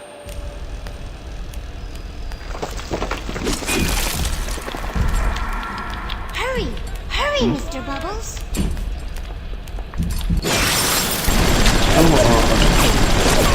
Again, I just find this like evolutionary path so peculiar when you think about it. Time to go, Mr. B. Like filter feeding. It's just like I just imagine that if you filter feed, you've got to be starving at some point. It's like, God, I need to eat something, Yeah, it's like, well, it's kind of living nature on easy mode in a way, because you kind of just, you passively farm XP, so to speak. Pretty much. I mean, you float through the water, you open your jaw, and then you just filter out what you're trying to eat. So it's like, you're eating just nothing but what's the word? Just eating nothing but like fish, like a specific kind of fish, basically. Yeah.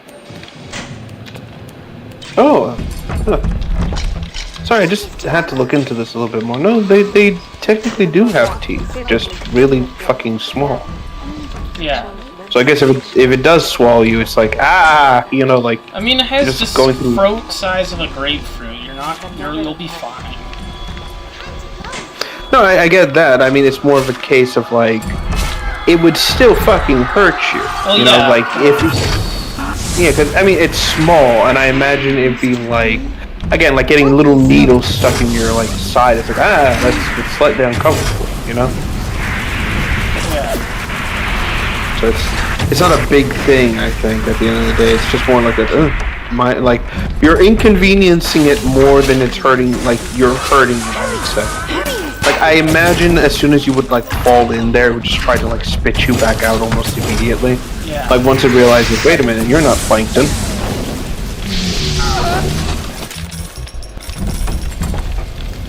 As for, fucking whales and things like that, like no, that's a different story. You gotta get the fuck out of there the best way you can.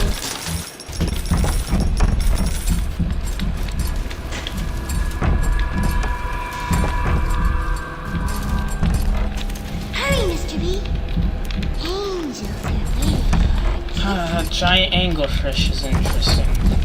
Just like these megalodon jaws. Is that someone?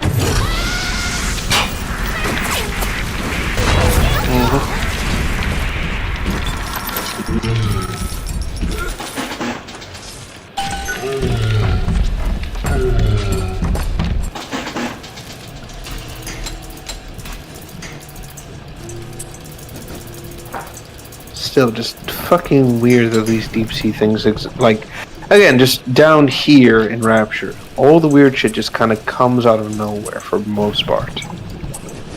I mean that in like the most general sense. Yeah. Just there it is.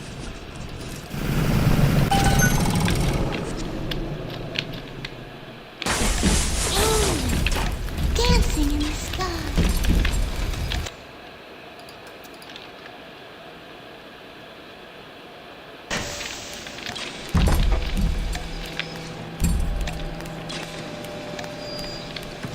Charred quartz. Hurry, Mr. Bubbles. Like, yes, this atom tastes like burning.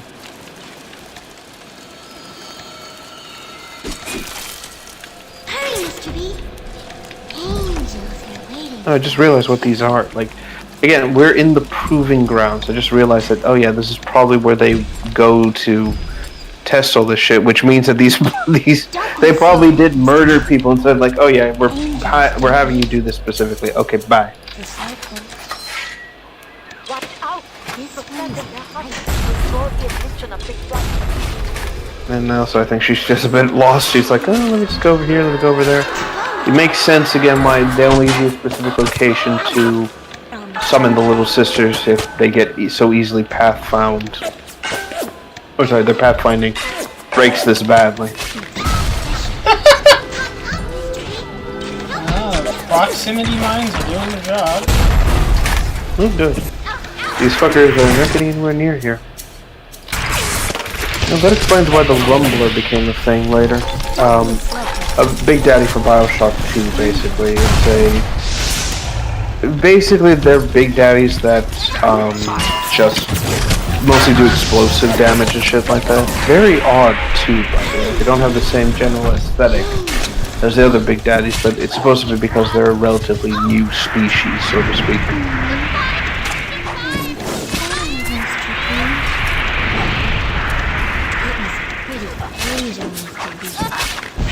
Oh, boy.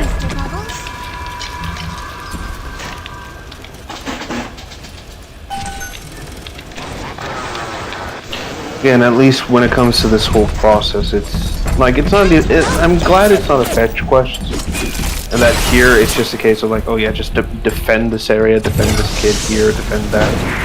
So you know, small blessings, still no less annoying at the end of the day.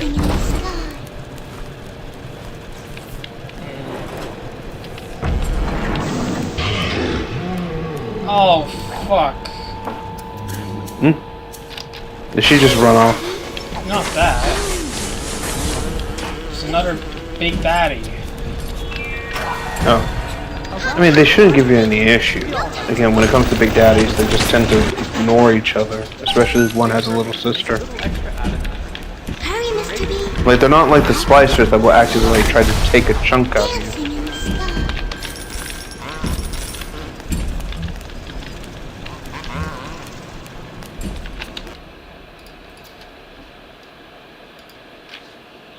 Huh. That was a bit odd, though, seeing the Big Daddy just kind of roar at you. Yeah. Okay, thank God I made a save.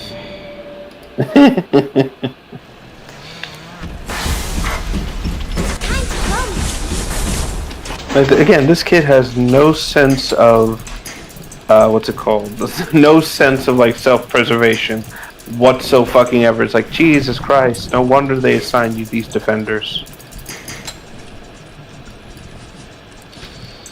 Oh my god, a charred fucking corpse. She's just a fucking burning chicken nugget now. That's what fucking happened. Like, I love the fact that the fucking turret didn't even, like, target you. It just said, fuck this kid, and just fired right on her fucking face. It's like, why? Like, here's this. What should I go for? The giant, lumbering, slow-moving target, or this child? I'm gonna go with the child. Again, fuck this kid in particular today. No hesitation whatsoever. Just said, fuck it, fuck you, rocket to the face.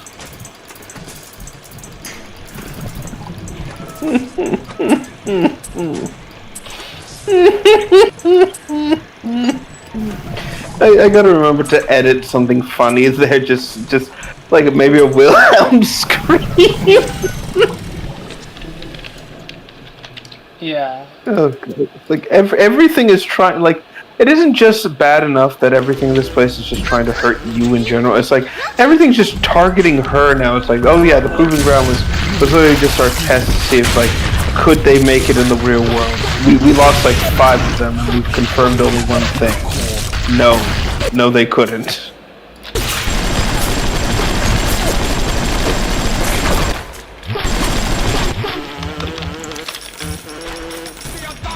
I mean, I appreciate the extreme lengths you're going to try and protect her. It's like, no, I must ensure that you survive.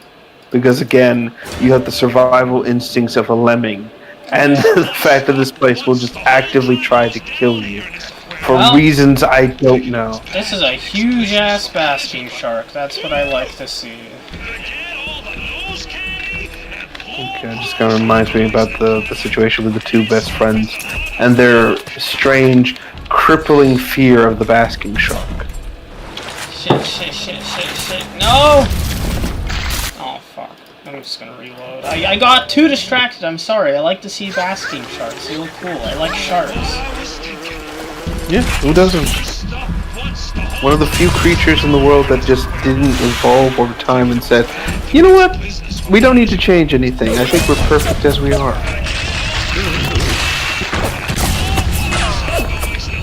Why isn't this working? Hold on, I want to look at these basking sharks. Oh, look at them swimming. That looks cool. Majestic seed, like this giant seed. Listen, you dumbass bitch. I'm focused on looking at the sharks.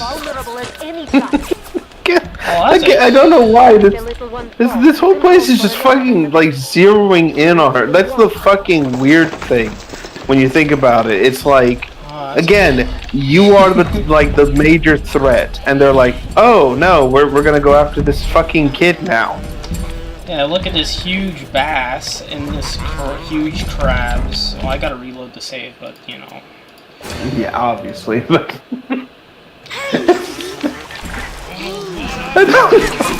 Again, this whole facility is just picking on her. It's like, fuck you and everything you stand for.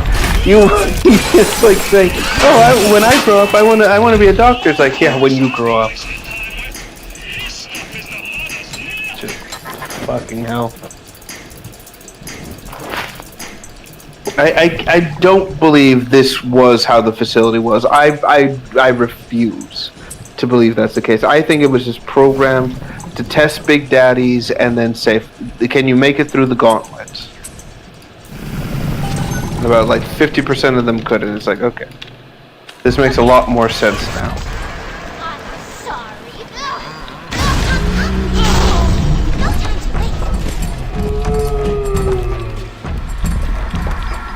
Fucking picturing Su Chong in like a fucking chair going like, now we will see if the child can survive rocket to face. It's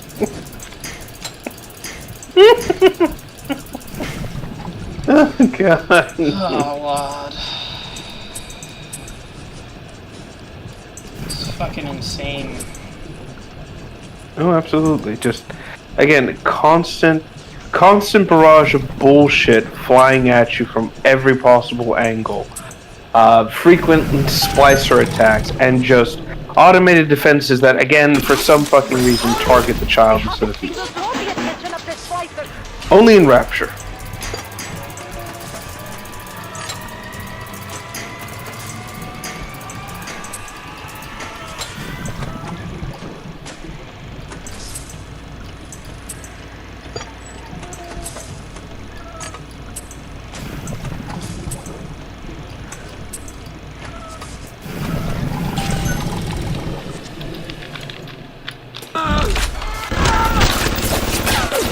And I don't think this part would be so bad if you had the ability to heal little sister, but I don't think you can.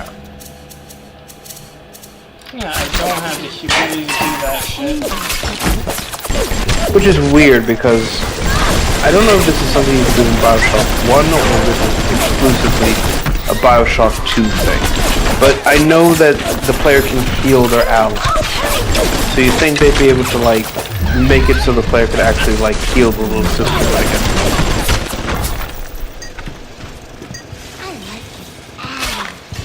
Which again is just kind of cute, but you know, this game wasn't created like super like a long. It didn't have like a long development time. It was just literally like, hey, here's the idea, here's the concept, you know.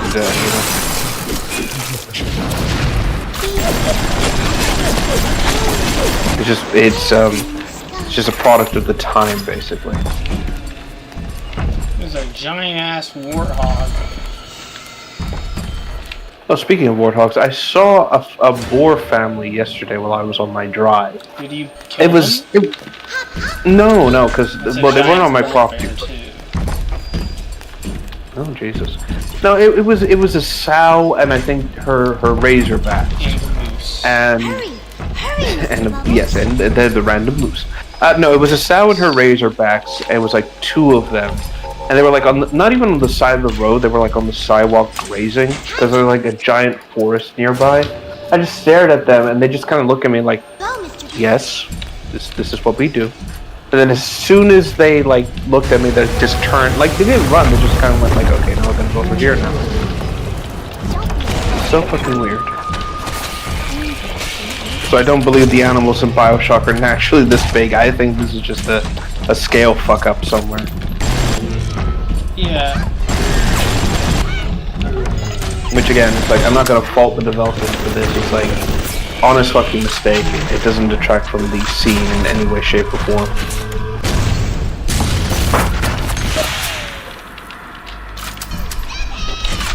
Oh, wow. That's pretty insane. Like, the Big Daddy actually goes at you.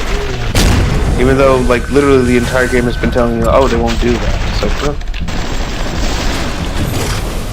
I guess they do target each other if they want a little sister. Go figure.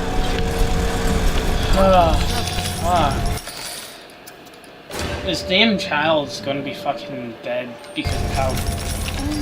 Better for the girls to be with you. Better. On the how, yeah, just everything is just... Like, it doesn't help that she keeps running in front of you. There's this is I forget the name of the species, but this is an extinct giant tortoise. Or turtle. Oh, yeah, I know what you're talking about. I think, didn't the last one die and was like known as the most loneliest animal in the world? I don't know.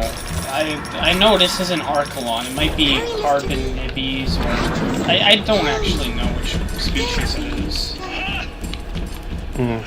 But yeah, these were the gigantic fucking sea turtles that were like what, eaten by mosasaurs and things like that.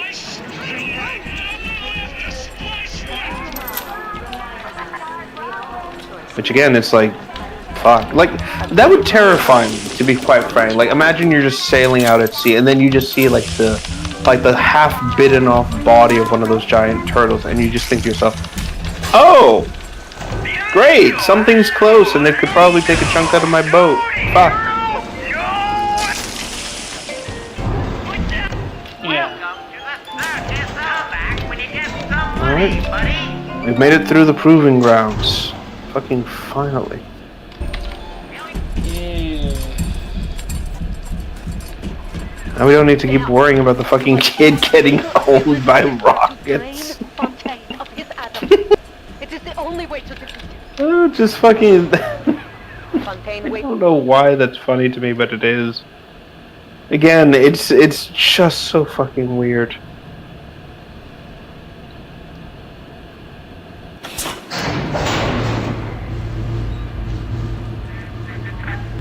I remember when me and the crowd put you in that sub.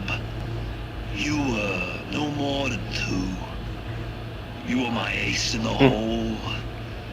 But you I thought you said we wouldn't be able to go into the big buildings. To a son. Technically, we shouldn't.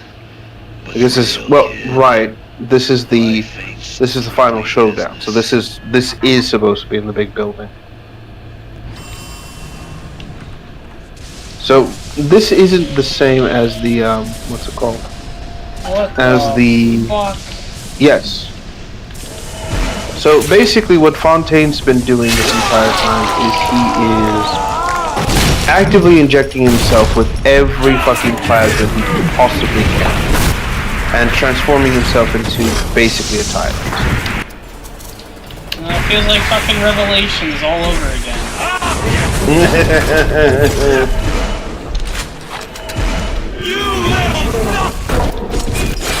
So yeah, but so for the most part, your main goal here is draining the XF like super atom out of his body, basically. And the main thing again with Fontaine is that he is quick. He will use whatever item he has at his disposal. For the most part, he is actually just kind of like, what's the word? Like he's just draining Rapture of all its atoms, basically, just turning himself into this like. Ironically, Atlas. Funnily enough, that's what his design is supposed to be. So for the most part, for this fight, you're bringing his health down a certain amount. Then you have to take the needle out and just stab him in the chest until he stops moving, basically.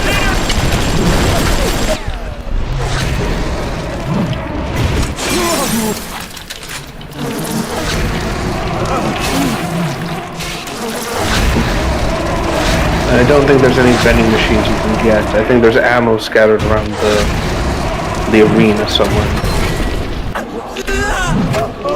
Ah, you like the bees? No, not the bees! Not the bees! They're in my eyes! So wait, if you take a photo of him, does that like go to any research? What? Oh shit, I should. Yeah, let's see. To watch my back while I recharge. Subject not in view. That's all.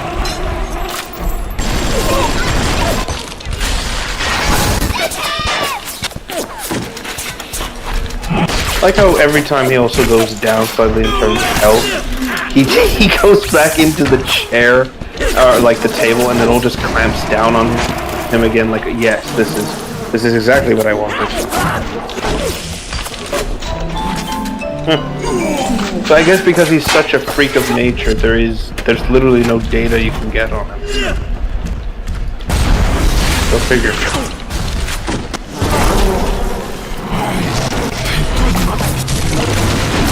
This is what I get.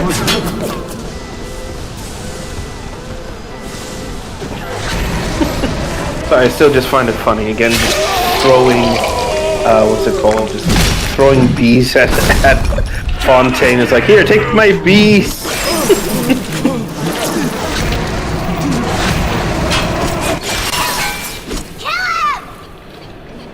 Okay, he's back in the thing. Oh my god, it's so hard to focus when there's so many enemies. Oh, absolutely. I mean, but this is, like I said, the final stretch now. Once you drain him for the last time, that'll be it. I also find it incredibly interesting that he's using the main three plasmas to fight you, you know. Heat, electricity, ice, and it's just like... Because you have telekinesis and various other tools to kill him. Which is kind of ironic when you think about it. Like, literally, he's armed you with the very thing you're killing him with.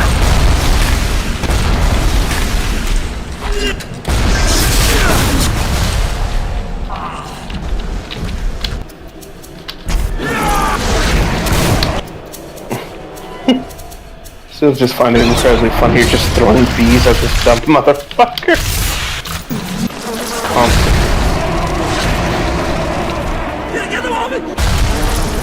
He's screaming, get him off me.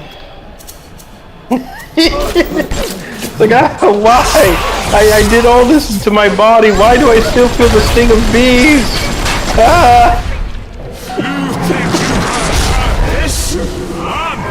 I don't know why this is just oddly, weirdly fitting, all things considered.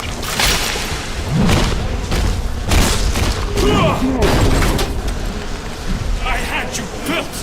I sent you topside. I called you back, showed you what you was capable of. Even that life you thought you had, that was something I dreamed up and had tattooed inside your head. Now, if you don't call that family, I don't know what is. And now, I'm not gonna say much for this.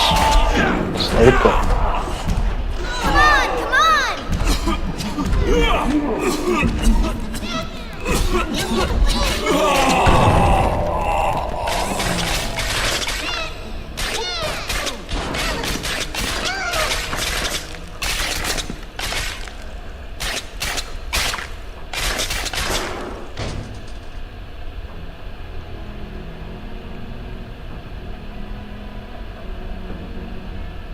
They offered you this city.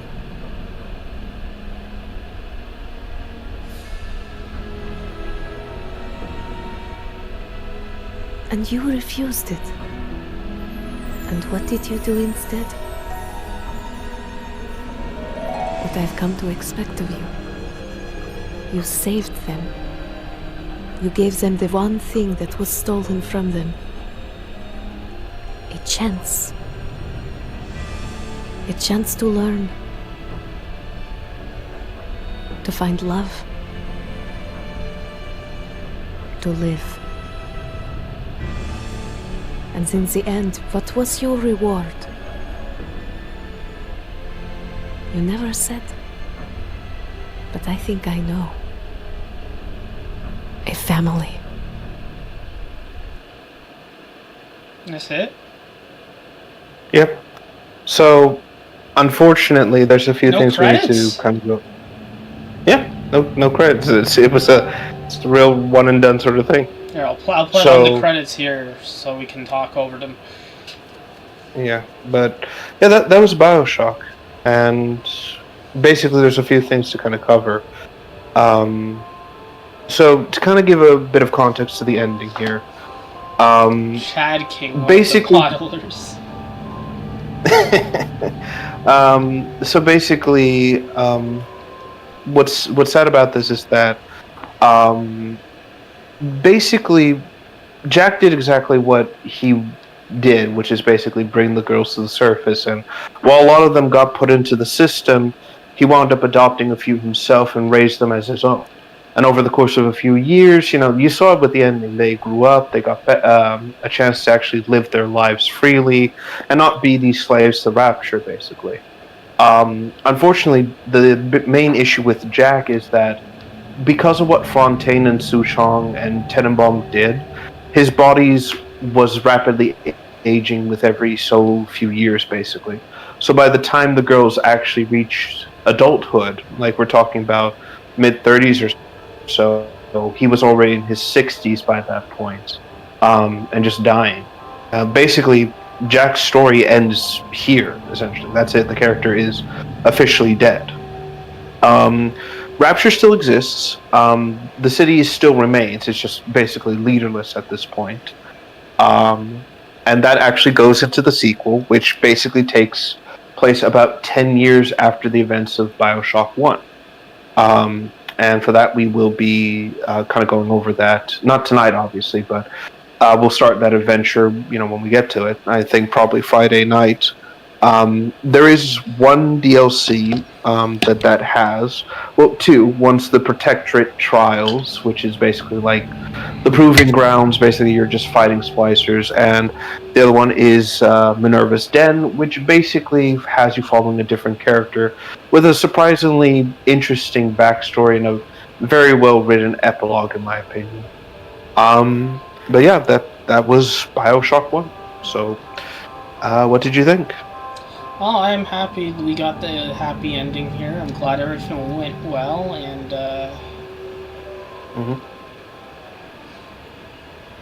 we did the right thing. Oh, absolutely. It's a testament to this kind of game, because again, this game came out a while ago. In fact, hold on. Let me double check when it came. Roughly, hold on. Let me see here.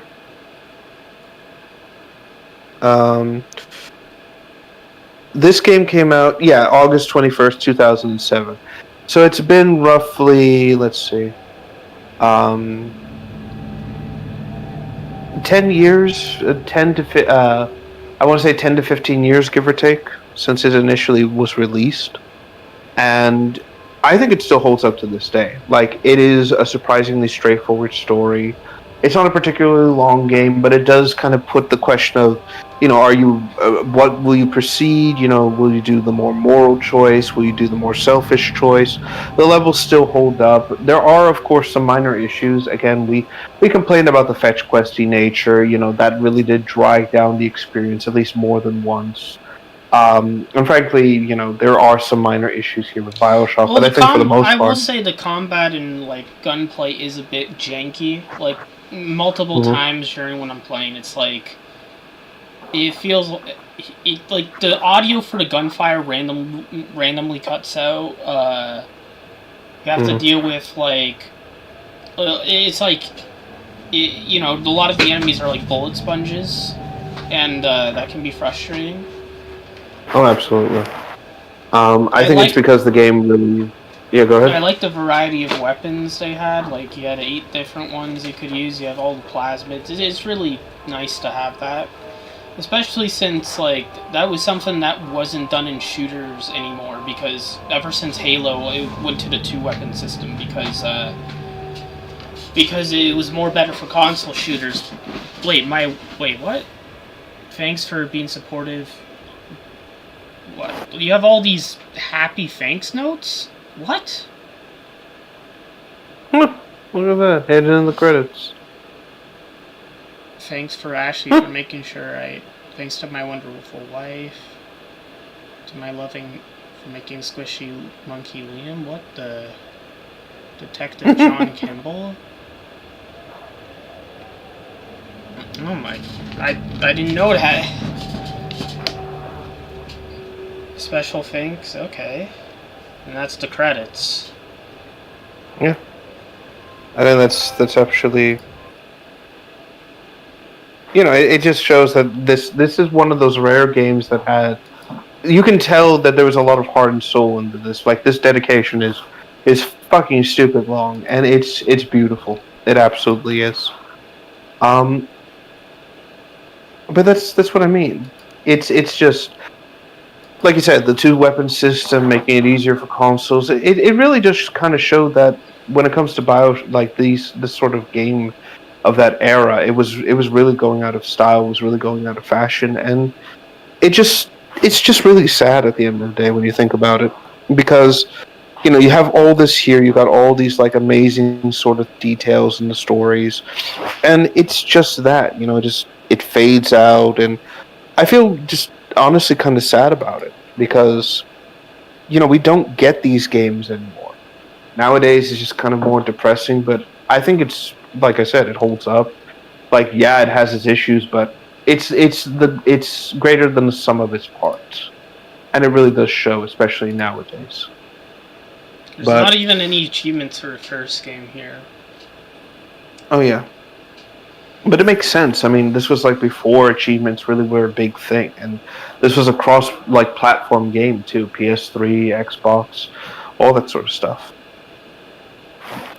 But yeah, I mean, I guess that's my general closing thoughts. Also, wow, it only took you about like 11 hours or so to beat this game. Yeah, it is not a particularly long game when you think about it.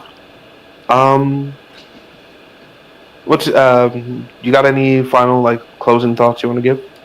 I really love the physics, I love the plasmids, I love all the sea life stuff, like the basking sharks, I like the big daddies, I like the saving thing, I like the optional choices, I liked all the ragdoll stuff and fucking around with the physics, and I actually did kind of grow to like the hacking system, like, even if it's a bit frustrating, it was pretty fun to play with. And I had a good time with this game, and I can't wait to play the second game here, which it looks like there's a new Big Daddy design and a new little sister design. Yeah, so like I said, it's 10 years after the first game, so this is like, a lot of people view it as like a sequel, but it's also like an extended prologue to the events of Bioshock 1, which I think is completely fine. A prologue? Again, it feels like an extended prologue, because we're basically wrapping things up in Rapture. Epilogue, right? Epilogue. I always get those two fucked up. Epilogue to the whole, the Rapture nightmare, as a lot of people tend to refer to. Like I said, we're not going to do anything in terms of Infinite. Infinite it feels disgusting, like when you play these games in order. And it feels like it just doesn't. How do I put it? It feels like a grafted on limb. You know, it's unnatural. It feels weird. You just want to kind of get rid of it. So we're not going to do Infinite. I think after Bioshock, like once we complete Bioshock 2, do you want to go into Sonic Adventure, or do you want to try Resident Evil 5? Well, I need to finish Sonic Adventure. Okay. Because I was doing the whole, like, playing all the Sonic games in order. So, because I wanted to do Sonic Adventure 2 because of the Sonic Free movie, but because, so I went through all the classic games, but then I kind of lost track when I got all busy, so. Yeah, I get you. Alright, then after Bioshock, we'll tackle the Sonic Adventure 1. You've already started that process, right? I haven't, like, I did a playthrough of it, like, years ago, but, so I already know what happens in the game, but, like, Sonic Adventure 2, I kind of don't know what happens, except I know the ending and all that shit, but I don't, like, I've never played the game before, like, properly, because I got stuck on the Knuckles stage and threw the game out. Well, I didn't throw it out, I just stopped playing it because I was frustrated. Okay, fair enough. Apparently, hold on. Huh. I think the DS or the DX version is inferior. Apparently has a multi. No. Apparently there's an update, or it's either a mod or an update. I'm not sure which, but apparently it does offer multiplayer support. So that's something to look into. Who knows?